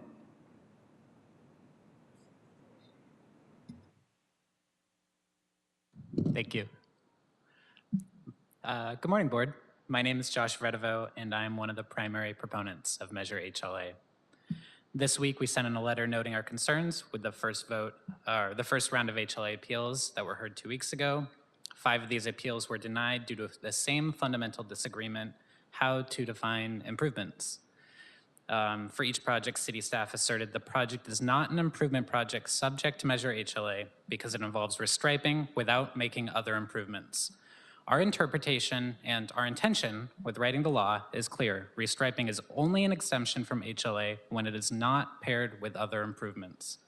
As defined, improvements mean any repaving project or other modification of at least 1/8 of a mile in length. Put another way, any modification over 1/8 of a mile from a previous condition of a street triggers HLA.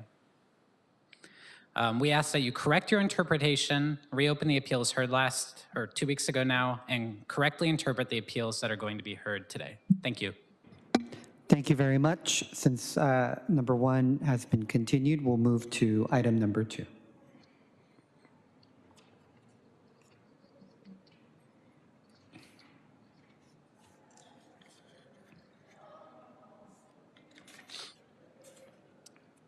Okay. So I didn't introduce myself. So I'm Kevin Liu. I'm a supervising transportation planner at the Los Angeles Department of Transportation. We are now looking at Oro Vista Avenue, local area flow management. This is project ID BOE 25-00032. So this is a project in Council District 7 along Oro Vista from Hill Rose to Apperson. The project involved installing stormwater infrastructure, new permeable sidewalks, and landscaping. This is funded by Measure W. Oro Vista is on the bicycle lane network, Tier 2, and this grant funding agreement was executed prior to the effective date of HLA. The effective date of HLA was April 9th, 2024. The funding agreement was executed in 2021. And so on the next couple slides here, if we want to go past the map to the next slide, we are showing here the funding agreement between the LA County Flood Control District and the Bureau of Sanitation for this specific project. And you see signatures here from the then President, Board of Public Works, Greg Good, and also Carolina Hernandez at the LA County Flood Control District. So these are both dated 2021, within months of each other. And if you want to go to the next slide, I just wanted to show quickly when we are talking about the fact that this project is exempt from the improvement requirements under LAMC section 8511, we are talking about actually, and this is in your packets, for those that are following along online as well, this is, excuse me, LA Admin Code Chapter 21, section 19.210 to 19.214. Specifically, section 19.212 discusses the applicability of Measure HLA. So essentially, where Measure HLA applies to our projects. And we specifically are highlighting the section here that discusses projects that were grant funded within the defined project scope at the time of the grant award before the effective date. And so Oro Vista, this project is in that category. This section goes on to talk about how there needs to sort of be a determination of how the project scope can be modified to meet the requirements of Measure HLA without jeopardizing the grant or other third-party funding. And in this case, with Oro Vista, being the fact that it is funded by Measure W funding, we go to the thank you, Xander. We are recommending that the board denies the appeal, given that changes to the project scope would jeopardize the Bureau of Engineering's ability to deliver the project within the required grant timeline. There is another claim in the appeal that there are required pedestrian enhanced district improvements at the intersection of Foothill Boulevard and Oro Vista. So we go on to also recommend denial on that claim in the sense that Oro Vista is on the bike lane network, is not on the pedestrian enhanced network. The segment of the project that is on Foothill Boulevard that intersects with Oro Vista is less than an eighth of a mile and is therefore not subject to the requirements under LAMC section 8511A. And that's my presentation for Oro Vista. Thank you very much. Mr. Linton.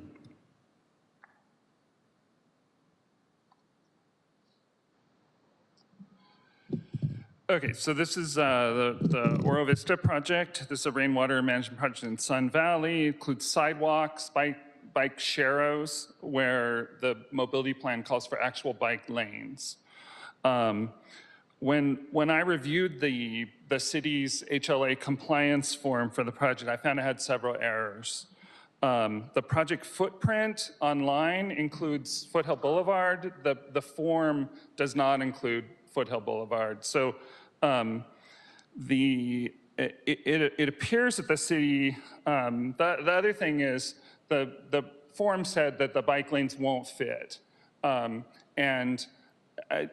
far as I could tell, there's a treatment that the city uses in many hilly areas like Sun Valley, where you use in Eagle Rock, and Northeast Los Angeles, where they put one uphill bike lane, and it fits in a narrower street like this. So I submitted the appeal to get the possibility of a one-way bike lane to comply with the mobility plan. This project received a $10 million grant in 2021 with a certain footprint. The scope changed quite a bit, and then it got a $22 million allocation by this board and by the city council in June of 2024, which is after HLA took effect. I contend that later approval of a different scope than the 2021 scope should have complied with HLA. You're doing new sidewalks. This is the time to stripe the street in a way that complies with the mobility plan and complies with HLA law. I urge the board to accept my appeal, and I especially urge the board to consider including a one-way bike lane to meet the mobility plan on this project. Thank you very much. Mr. Liu, if you don't mind kind of addressing the change in scope issue that was brought up. Yes, so I forgot to mention at the top, we are joined here by colleagues at City Attorney's Office, Bureau of Street Services, and also Bureau of Engineering. So given that this is a Bureau of Engineering project, I do have a colleague here from Bureau of Engineering to discuss the 2024 funding issue.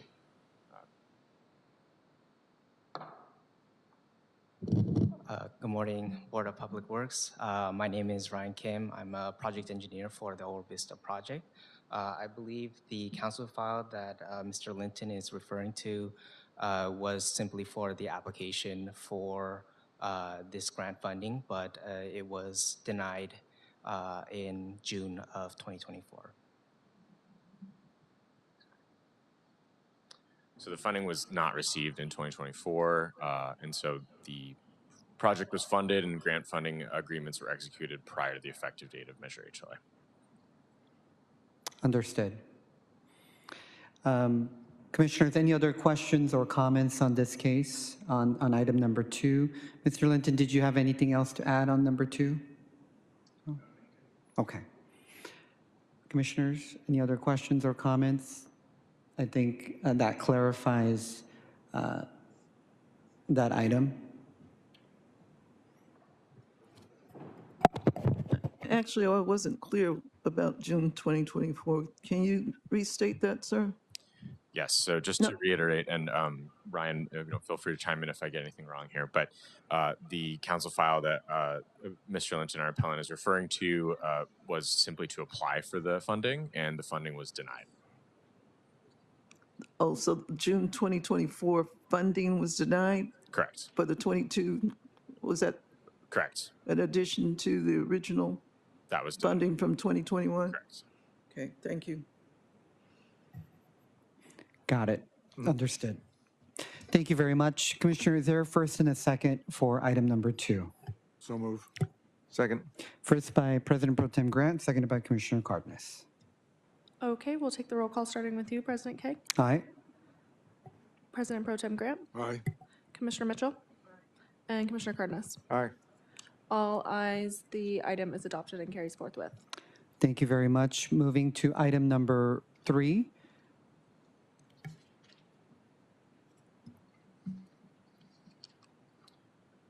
Item number 3, we are discussing Whitsett Avenue resurfacing.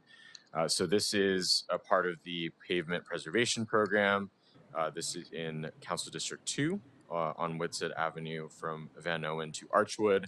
This is a resurfacing and restriping scope of work as a part of the pavement preservation program This is 0.5 miles of resurfacing and restriping, and approximately 0.13 miles are along the pedestrian enhanced district.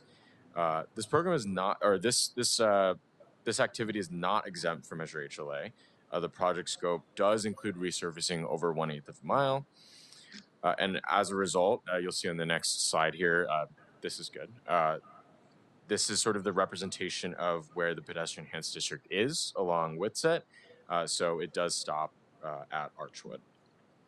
And so I do want to show very quickly the HLA standard elements table section on row D for the pedestrian enhanced districts network. And here it just shows the Mobility Plan 2035 standard elements that are to be included in projects that fall on pedestrian enhanced districts. I wanted to highlight here that actuated crosswalks, for actuated crosswalks, the city needs to ensure that push buttons are physically accessible and or place that crosswalk pedestrian phase on recall, meaning that the walk sign comes on automatically.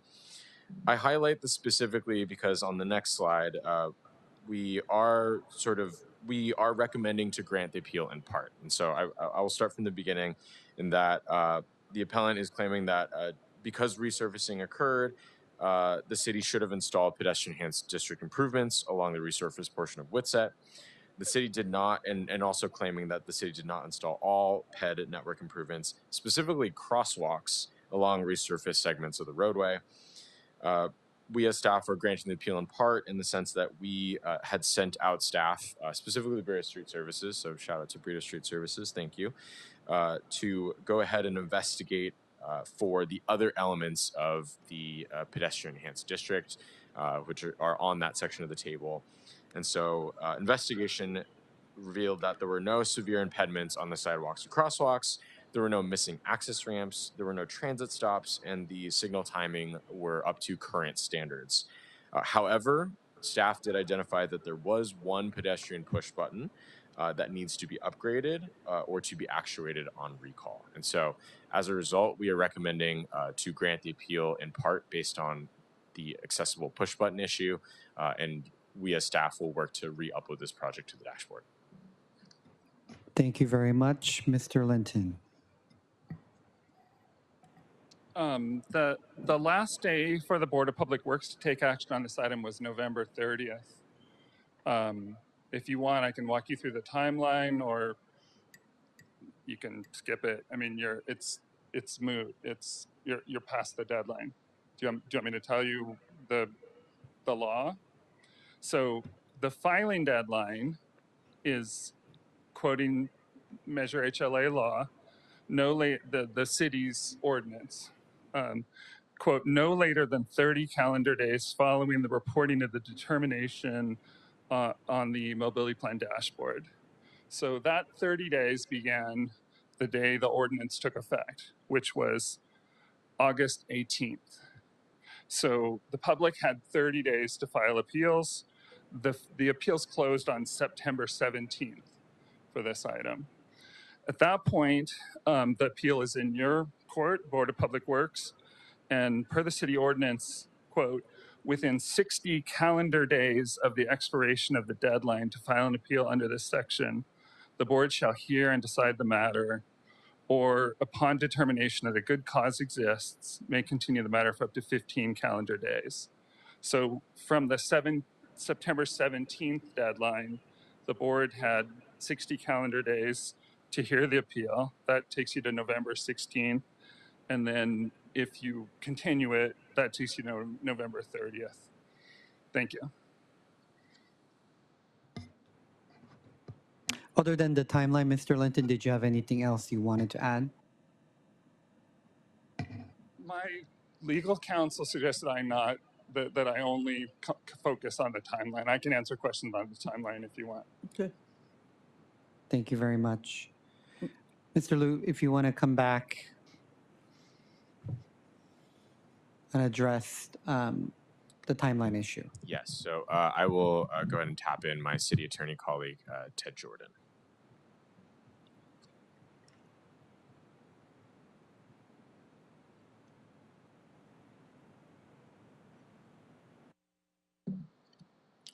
Yeah, Ted Jordan, Assistant City Attorney. As Mr. Linton indicates, the Measure HLA implementation ordinance does have a timeline for the board to decide the appeals.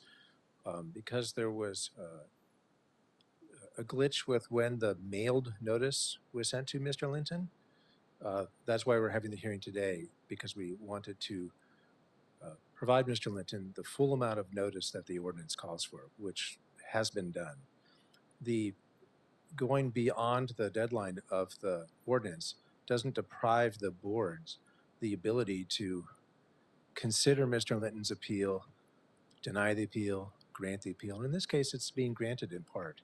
The ordinance does not have the implementation ordinance for Measure HLA doesn't contain any provision that has the appeal being deemed approved or deemed denied if it goes beyond the date. So the board is not deprived of its jurisdiction. The purpose of the appeal, the administrative appeal here, is to give any member of the public who feels the city has got it wrong on a project to come and bring that to the board in a rapid, informal process without having to go to court, which could take years. And that's why we're here today. Every effort is made to bring these matters to the board and to provide the appellants I think it's 10 days notice. In this case, we're a few days beyond that. But the board is not deprived of its ability to have that review and consider the item on its merits. President Pro Tem Grant. Thank you, Mr. Jordan. I don't have the statute in front of me, so I'm a little confused. The statute provides time limits for appeals to be made for determination. Is that correct? Yes, there's a time frame for when an appeal can be filed based on when items have been uploaded onto the dashboard. And then there's a separate timeline for when the board should hear and decide the matter. And then in between those two, there's a provision where the city is to give the appellant, is to mail to the appellant a notification of when the board's hearing will be. And so these things all work together. In the last two instances, if the city or the board fails to hear the appeal within the prescribed time, is there any remedial penalties that's stated within the statute? No. So appeal could be filed and we could not hear it until 2027. And there's no penalty or effect or consequences because of that? Well, that's not the situation that is before us. No, I know, So but I'm asking in that situation, what would happen? No, I understand. If the board were to not hear an appeal in that kind of time frame that you're talking about, which is not the time frame that exists right now, then while there's no provisions in the ordinance that identify what happens, that doesn't mean courts couldn't intervene and direct the city to hear the appeal. I'm not worried about the But that's not our situation. No. We're talking about a very short deviation from the ordinance, which is still in keeping. But it can cut both ways. Similarly, if there is no penalty, in one sense, a delay, either inconsequent, de minimis, or not, really should have no consequence in terms of the board's ability to hear the case. Correct? Well, in this case, the delay is. I mean, but the delay doesn't really impact our ability to render a decision. No, it could have been. Unfortunately, I mean, my sense is unfortunately it doesn't. That there should have been a penalty implied in the statute, but since there isn't, we can take a delay of 2 days and decide. Well, I wouldn't. No, I understand. I wouldn't characterize it as a penalty, but if the council wanted to amend the ordinance to address this, it could. What is not uncommon in provisions where there's a timeline and there's an appeal is to simply provide that if the matter isn't decided within that time frame, then it's deemed approved or deemed denied. Whatever direction that the council wants. And But that's, there is no, that's elsewhere in there the is no code. language to that effect. That it's There is no deemed language to approved. that effect. Okay, that's what I was. And that's why the board is, particularly in this case where the delay is de minimis, that the board isn't deprived of its jurisdiction to hear this item on the merits. And in generally speaking, under the law, there's always a preference to hear items on their merits, particularly in a situation like this. Commissioners, any other questions for Mr. Jordan? Commissioner Mitchell. So this is our second or third hearing? Second hearing? And the ordinance just got implemented. I would think under these circumstances, especially since there is an opportunity to decide on merits, and this is only our second hearing with regard to HLA, a very new process, that we would find good cause to extend the hearing date in order to consider the matter on its merits.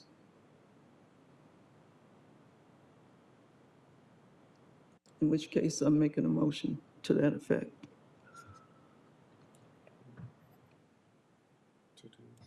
Commissioner Mitchell, I didn't really understand what you were asking for. Can you clarify? I can try. I think Commissioner Mitchell was making a motion for the board to, given the circumstances here, that in the timing involved, that the board find essentially good cause exists to continue that hearing and have it be heard before you today. I'm not sure But- we need a motion to that. Yeah, but We're hearing it before. If the issue, the appellant is saying the time to hear it has passed. If the time to hear it has passed and we don't, then the question would be, has the DOT's decision stands? Is that correct, counsel?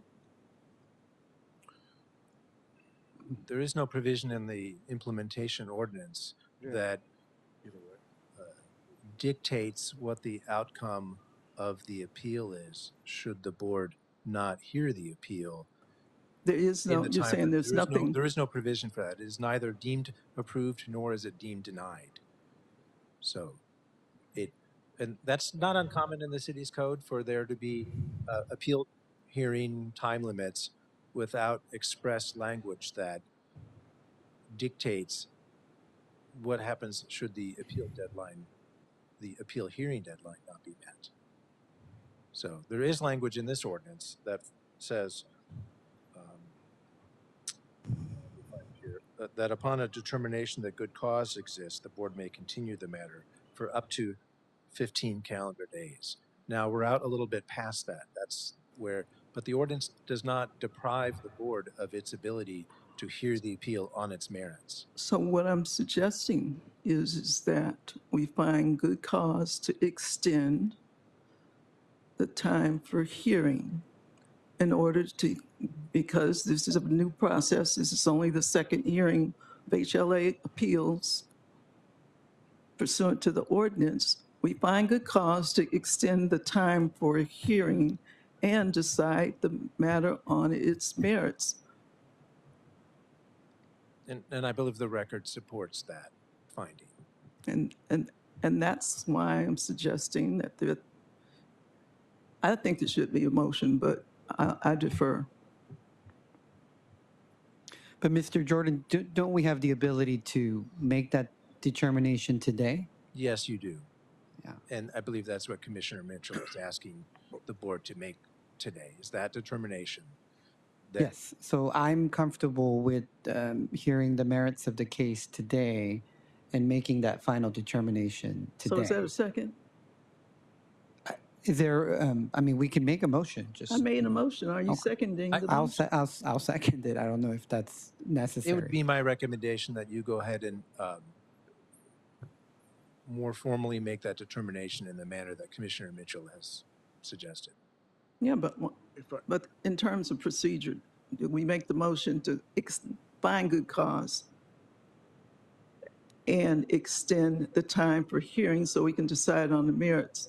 In which case, I think that should be a motion that we should vote on and then make a determination on the merits, and then have a separate motion with regard to the recommendation. Absolutely. There'd be essentially two motions, two votes. The first Yes. motion finds that good cause exists for the item to be heard on the merits and have that item be heard today. All right. The second motion would be if the board wanted to actually take action on the appeal. Correct. So a motion is on the table. We have to hear this first. I will go ahead and second. Okay, we will take roll call starting Wait, with you. well, can we have discussion on this before we vote Oh, on it? discussion, go ahead, sorry. What? We should have discussion on the motion before we vote on it. What? Discussion on the motion. Yeah. President Pro Tem Grant. And it's is it council's recommendation that the board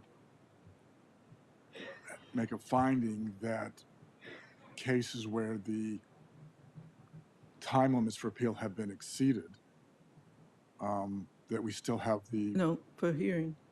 for hearing, still have the authority to decide the merits of that appeal? Is it, you're comfortable with that being a decision of this board? 2 minutes. Okay, I don't want to misunderstand your question. I'm comfortable with the board today finding the good cause exists to have the hearing on the appeal beyond that 15 days, given the circumstances. Okay. Given the totality of the circumstances. I'm not speaking to any other future board actions. I'm speaking Limited only to to the this, one today. limited to this particular appeal? Yes, because that's Commissioner Mitchell's motion relates to the today's agenda item, not any other items, not any other circumstances, not any other timeframes. Any other comments? Just so the Commissioner Mitchell's motion, would that motion to be go ahead and make a determination, assuming this motion passes, to go ahead to consider the merits of this item? All right, thank you. So just for clarity, this motion would allow us to make the final determination on item number 3 today. Making a motion to find good cause to extend the time for hearing due to the newness of this procedure. So we can then, and that's one motion, that's the motion we have now. Then, A as second Mr. one. Jordan said, then Correct. we make a second motion as to what we want to do with regard to the recommendation. Okay. So first by Commissioner Mitchell, I will second. Okay, great. We will take roll call starting with you, President King. Aye. President Pro Tem Grant. Aye. Commissioner Mitchell. Commissioner Cardenas. Aye. All ayes, the motion is adopted. Thank you very much. We can move to the item, and do we have a first? Or do you guys And have I will discussion? make a motion You're going back. with regard to, move to adopt the recommendation as proposed. So granting the appeal in part related to the one pedestrian push button So we have a first from Commissioner Mitchell, and the DOT recommendation, yes. I'll second. a second from Commissioner Cardenas. Great, All we'll right, take, first by Commissioner Mitchell, seconded by Commissioner Cardenas. we'll take the roll call starting with you, President King. Aye. President Pro Tem Grant. Aye. Commissioner Mitchell. And Commissioner Cardenas. Aye. All ayes, the item is adopted and carries forthwith. Okay, thank you very much. Moving on to item number 4.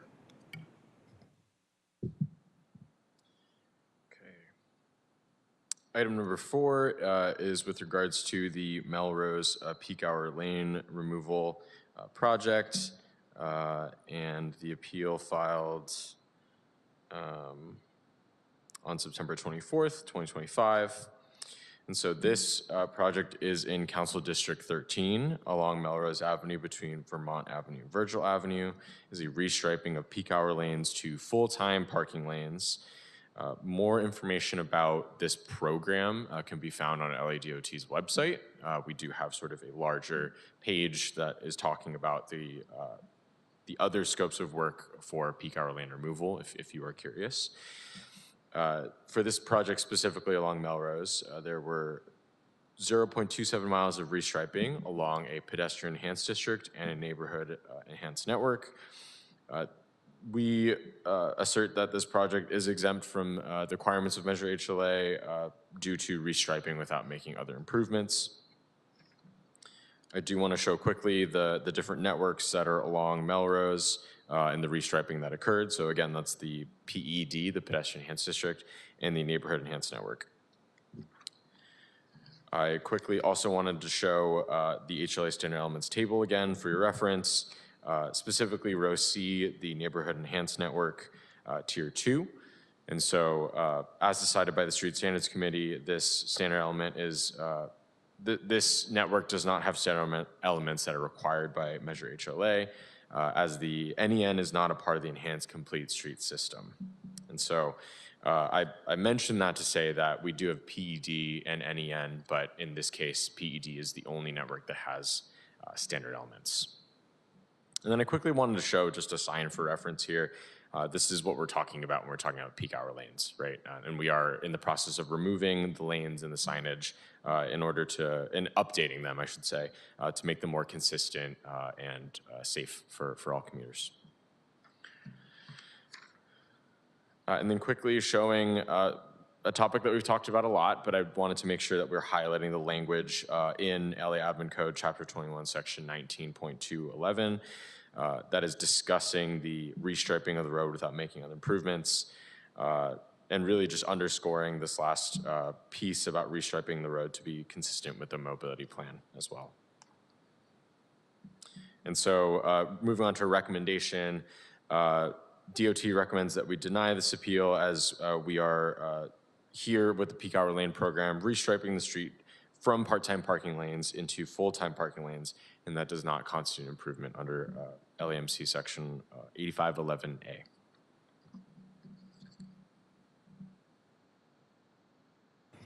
Thank you very much, Mr. Linton.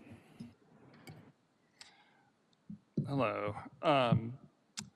So this appeal concerns about half a mile of Melrose next to LA City College and the Braille Institute, not far from where I live in Koreatown, but this is in East Hollywood.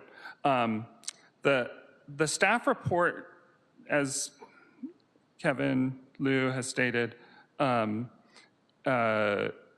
project converted peak hour driving lanes to peak hour parking. So the city added new parking, which is an improvement in the vernacular sense of an improvement for people who park.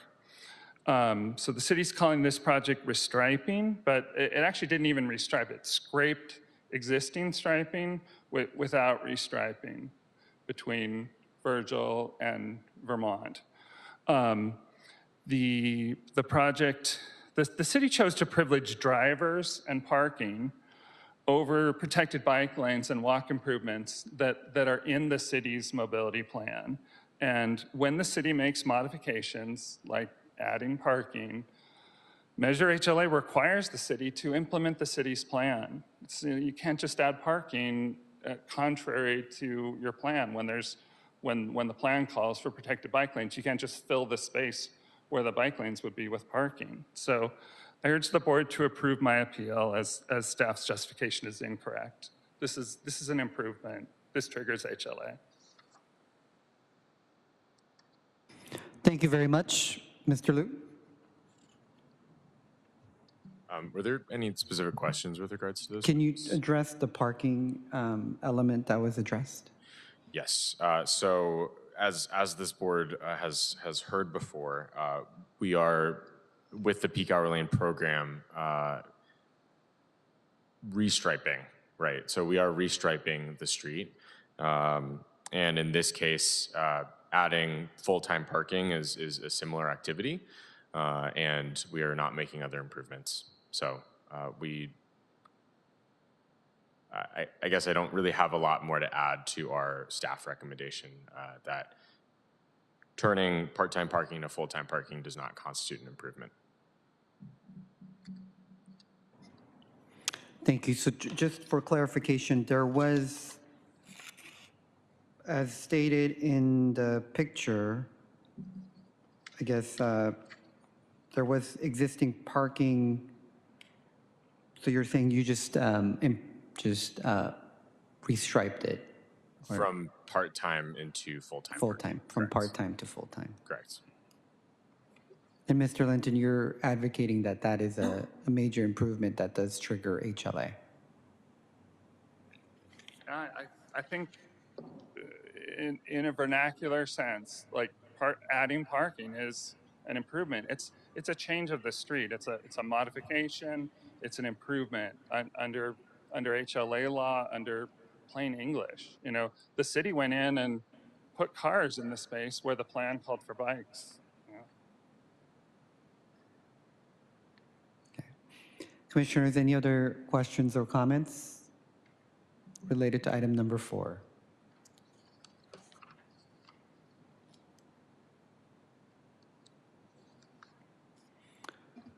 Yeah, if there are no other discussions, is there a motion on the floor? So moved. Second. Okay, first by Commissioner Cardenas, seconded by Commissioner Mitchell on LADOT's recommendation. Okay, we'll take the roll call starting with you, President King. Aye.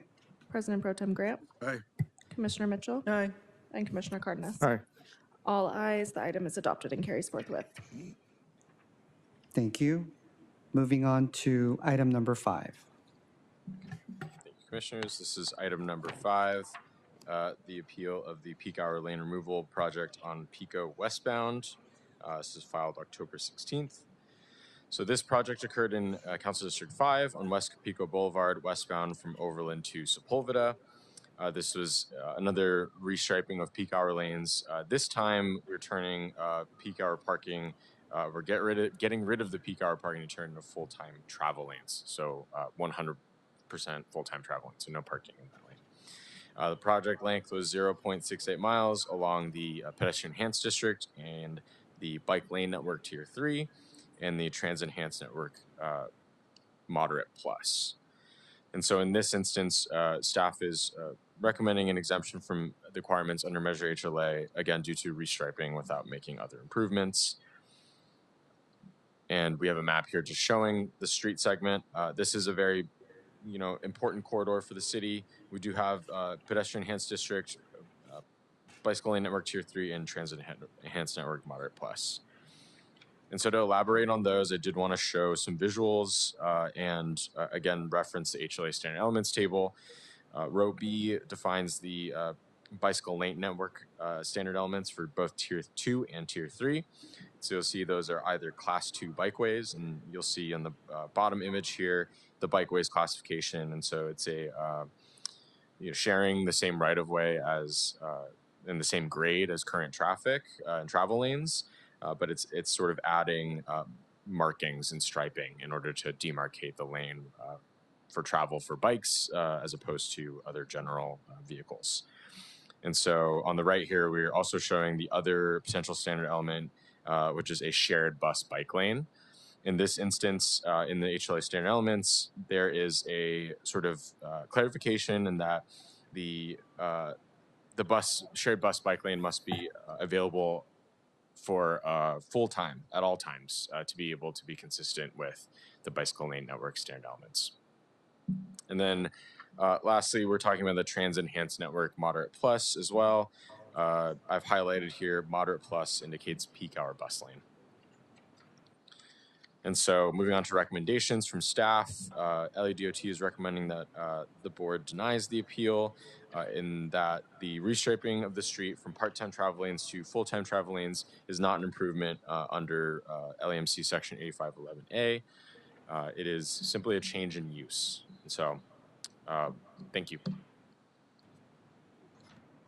Mr. Linton? Oh, now it's called a change in use. Maybe I should use that one. So this appeal concerns nearly a mile of Pico Boulevard, right next to the Metro E-Line station. This is how people walk and bike to get to the train station in West Los Angeles, the Expo Sepulveda station. The project converted peak hour travel driving lanes to full-time parking, very similar to Melrose. The city added parking. The city added nearly a mile of new parking that wasn't available during peak hours. The city is calling this project restriping, but the city didn't even restripe. The city scraped away the existing striping and did not restripe.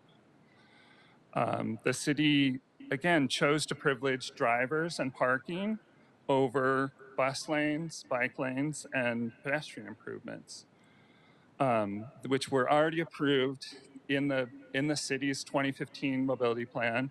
And these are right at a metro station. These are what people use. This is the first last mile facility to get to the train station. So when the city makes modifications like adding parking, I forget what it was called. When the city makes modifications like adding parking, Measure HLA requires the city to implement the city's mobility plan. I urge the board to approve my appeal and to really take Measure HLA seriously. These are modifications. These trigger HLA. Please accept the appeal.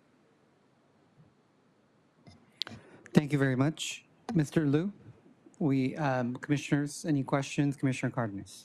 Yes, just for clarification, we're converting it, or now it's going to be a bus lane that the bikes can also, ride on? Apologies.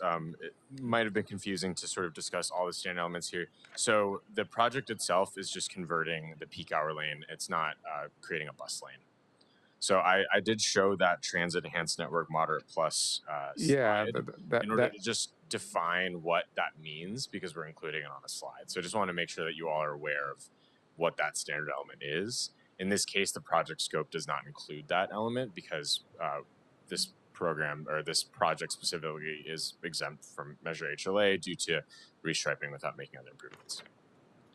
So is there a bus lane added? No, there is not. Nothing's added. No, it's converting to full-time parking or full-time travel lane. Excuse me. What I will say, and maybe this is where you're going here, is nowhere are we precluding or saying that we don't want nice sidewalks, or we don't want a bus lane, or we don't want to improve this street for cyclists. That when we repave this street, we will have to include all those improvements, right? So it's not saying that we will not do this work as a city. It's just saying, we are saying that specifically for this appeal, we recommended denial because it's restriping without making other improvements. All right. The photo was a little confusing. I know the photo was, but Commissioner Mitchell and then President Pro Tem Grant. Okay.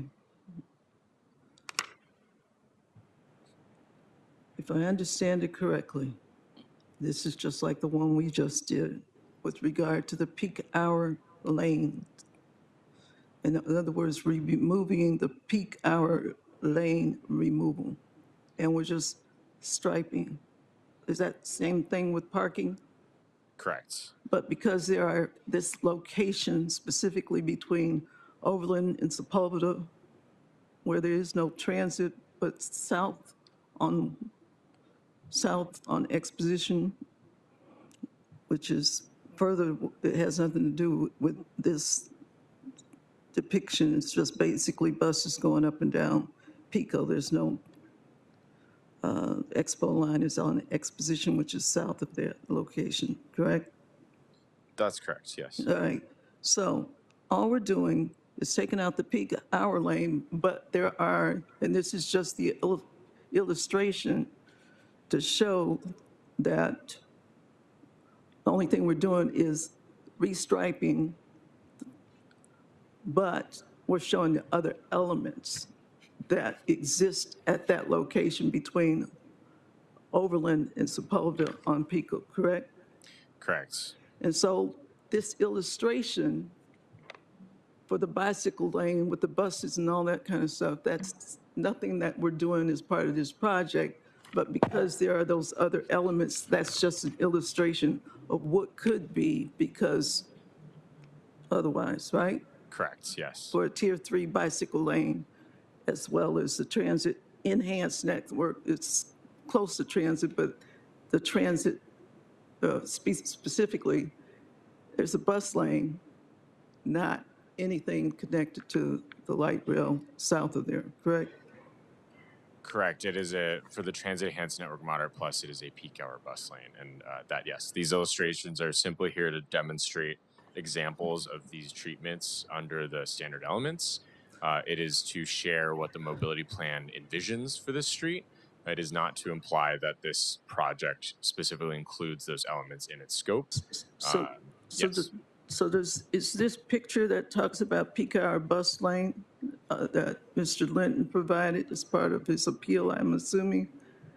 Are we just taking the sign down it says bus bike lane, but it will not specify the hours of the restriction? Okay, I see why this is confusing now.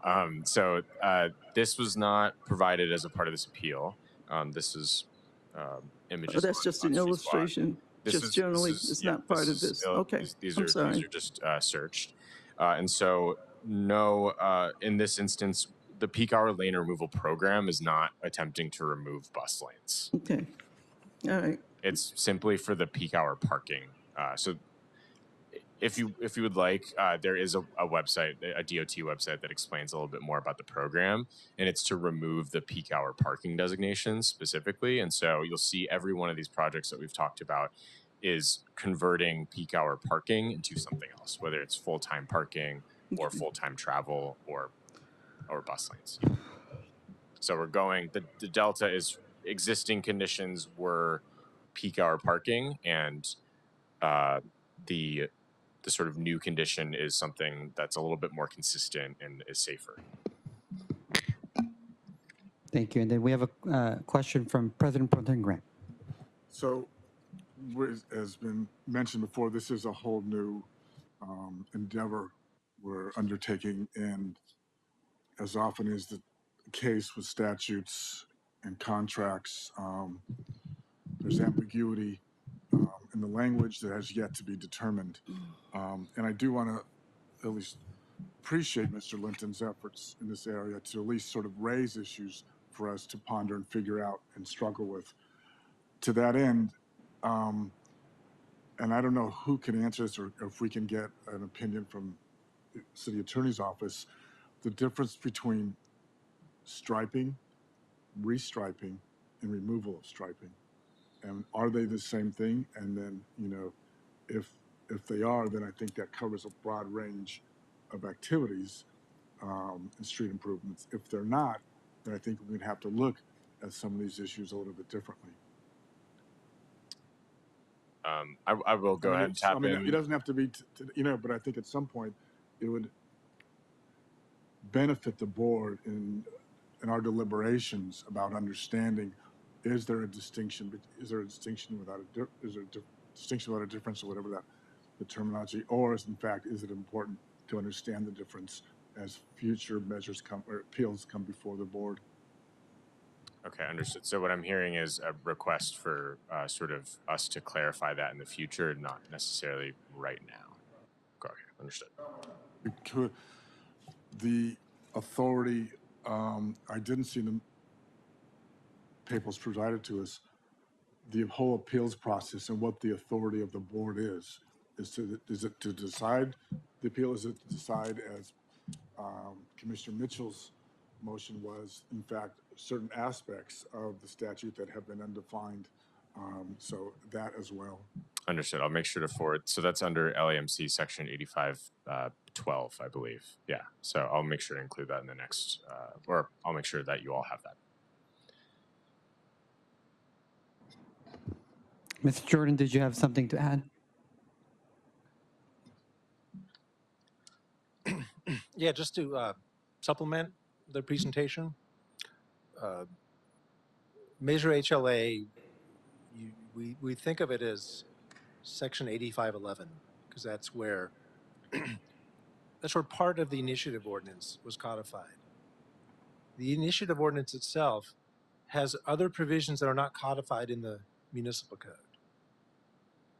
Now, this was not a city council adopted ordinance. It was an initiative ordinance. So what we would normally look to for the legislative history, what did they mean by that? We don't have what we might typically have, which is a report from the city attorney that explains what the ordinance is. You can look at that to try to discern what the intent of the ordinance was. You also have maybe a more professionally written ordinance compared to an initiative ordinance. But another piece of the equation as to what does this mean is the voter information pamphlet, because this ordinance was adopted by the voters. And so we do and can look to the voter information pamphlet to try to understand what did the voters intend. And in the voter information pamphlet for Measure HLA, there are official ballot descriptions that were adopted by the Ballot Simplification Committee for the city. The initiative proponents were there and provided input to the official ballot description. You also have arguments in favor of the initiative ordinance that the initiative proponents, they're the ones that wrote Measure HLA, their own arguments.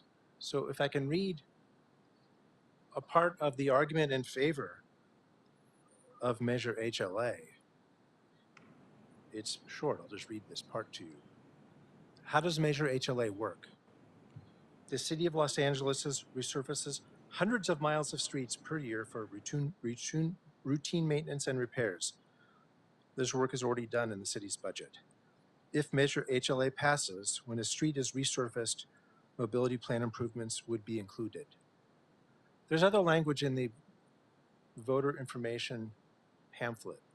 We look to all of that when we interpret Measure HLA.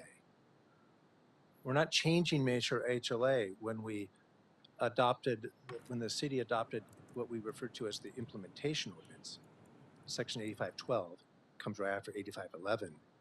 We're simply interpreting Measure HLA based on the voter information pamphlet and the language of the ordinance itself, and then we've codified that interpretation. And that's what you're seeing here with these projects, where the streets are not being resurfaced.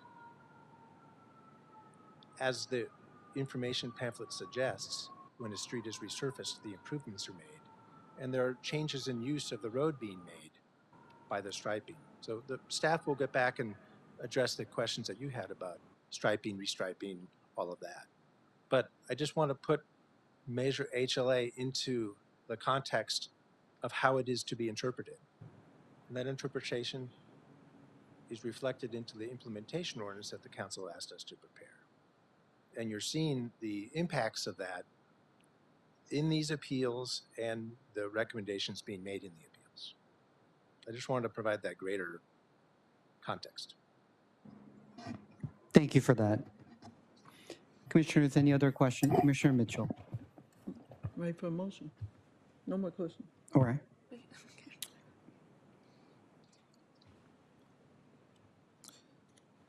Is there a motion on the table? So moved as recommended. Second. First by Commissioner Mitchell, seconded by Commissioner Carpus. Great, we'll take the roll call, starting with you, President King. Aye. President Pro Tem Grant. Aye. Commissioner Mitchell. And Commissioner Cardenas. Aye. All ayes, the item is adopted and carries forthwith. Thank you very much. Does that clear our voting items for today? President King, may I, for item Yes. number 1? Yes. I just wanted to clarify on the record. There is a typo in the agenda. What should be before the board today is the appeal filed August 29th. The appeal filed September 8th was already decided and denied by this board on November 24th. So is the board still proposing to continue that, or is the appellant willing to hear the appeal that he filed August 29th today, or are you going to choose a date? There was ambiguity about whether there was an appeal filed or not. I'm not sure. I'm happy to provide Yes. clarification if you'd like. Yes, Mr. Jordan. So, as to item number 1 on today's agenda, as Mr. Linton indicated, his appeal, his August appeal, because there was more than one appeal. His August appeal was filed on August 29th, not August 25th. So the appeal has, the agenda item has a essentially typo. It should say the 29th, not the 25th. Mr. Linton is aware of his appeal. He's here. The typo in the agenda and the correct appeal, everything is part of the record. If the board chooses to, it can proceed and hear that appeal. The remaining part of the agenda item number 1, indicated in addition to August 25th, which we know should have been written as August 29th, September 8th. The September 8th appeal, and I believe there may have been 2 appeals, those were already decided, so those should not have been on the agenda. So there's no further action for the board to take. The inclusion of the September 8th appeals on the agenda in no way deprive the board of its ability to hear the August appeal. The August appeal that was filed on August 29th. So, So let's continue if Mr. Linton is willing to have that appeal heard on its merits today, I see no reason why the board can't. If the board chooses to continue the item, I suggest we go ahead and continue it to a date certain, could be a week, whatever the board decides. That way we don't have any issue of having to send out another 10-day notice and then have to have a repeat of the discussion that we had earlier today about when the board has to hear it. Understood. Mr. Linton, are you comfortable hearing the August 29th today, or would you prefer a week from today on December 12th, which is a Friday? I think there's multiple reasons why it wouldn't follow city HLA law to hear it today. One is you have to give me 10 days notice per the law when you schedule an item. So secondly, the last day to act on this item was also November 30th. So this item's also stale. So you ran out the clock already on this item. So I would urge you not to hear it today, according to your own laws. You want to follow your laws. If I may, Kevin from LADOT, we did properly notice the Roscoe item for this hearing specifically, the typo in the agenda notwithstanding. Okay. So, Mr. Linton, to clarify from our department, you were properly notified of the 29th. It just was a minor typo on the 20. It should have said August 29th instead of August 25th. And excuse me, that was the board that noticed the item as well. Correct. So, Mr. Liu, if we do continue it to the 12th, given that proper notification has been filed, there 10 days, but Mr. Liu is indicating that. So what I'm indicating is that the board provided proper notice for that item for today, notwithstanding the typo on the agenda. Oh, understood. Okay. Yeah. Yes. Okay. So so again, to be clear, then, go ahead, President King. Then, Commissioners, given that proper notification was given to be heard today, are you comfortable making after hearing additional information, making a determination today, or are you more comfortable hearing it at a future date, a certain date? If I may, I appreciate the clarification that today's hearing for the August 29th appeal was properly noticed to Mr. Linton 10 days before. He said was properly noticed. Properly noticed to Mr. Linton, the appellant, under the 10-day requirement. So there was a typographical error on the agenda, but that does not deprive the board's ability to hear the appeal. It was properly noticed. So my recommendation is that you hear the appeal today. Okay. Mr. Linton? I mean, this item wasn't on the agenda. The agenda is distributed publicly. If someone's interested in this item, that they wouldn't have found it on the agenda today. I mean, this is not on your agenda. You can't decide this. The notice was is supposed to be 10 days in advance and was given after 5 p.m., I was given 9.5 days notice for this. So the notice itself wasn't even legit. I mean, it was, I received a notice on between 5 and 6 p.m. For 10 days after the notice would be 5 p.m. today. So the notice was short by about 7 hours too. I wasn't planning to bring that up, but anyways, even the notice wasn't 10 days. Any comments from the board? And Mr. Linton, typos do happen, and I think if the members of the public wanted to comment, they would have seen the Roscoe Boulevard next. I think it would have been pretty clear. It's just a one number that was different. And commissioners, I am inclined to hear and make that determination, given that we've already ruled on September 8th. All right. Mr. Liu, do you want to come back? Mm-hmm. That will be on today's agenda. Mm-hmm. And so the record's clear. I think we've also talked about at our last meeting that the other appeal that was on the agenda that day would be heard on the next hearing, right? I wasn't at that meeting, but we can go back and verify the record. But if you're, I'm sure it was. And then, Mr. Liu, just if you can just give a quick summary of August 29th appeal.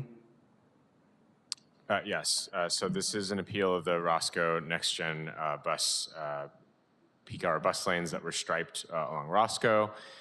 This is a project where the city laid down striping and signage to indicate that a bus lane, that the lane would be expressly for buses during peak hours. And so staff had recommended denial of the appeal based on the fact that it's restriping without making other improvements. And so this is a part of the same project and a different section of that project as was heard on November 24th, I believe. Thank you very much. Commissioners, any other questions or comments, or is there a motion on the table? So moved. First by Commissioner Cardenas, seconded by Commissioner Mitchell. Thank you, President King. We will take the roll call, starting with you, President King. Aye. President Pro Tem Grant. Aye. Commissioner Mitchell. And Commissioner Cardenas. Aye. All ayes. The item is adopted and carries forthwith. Thank you very much. Does that clear our voting items for today? Yes, President King, that's the end of our agenda items. All right. Thank you very much.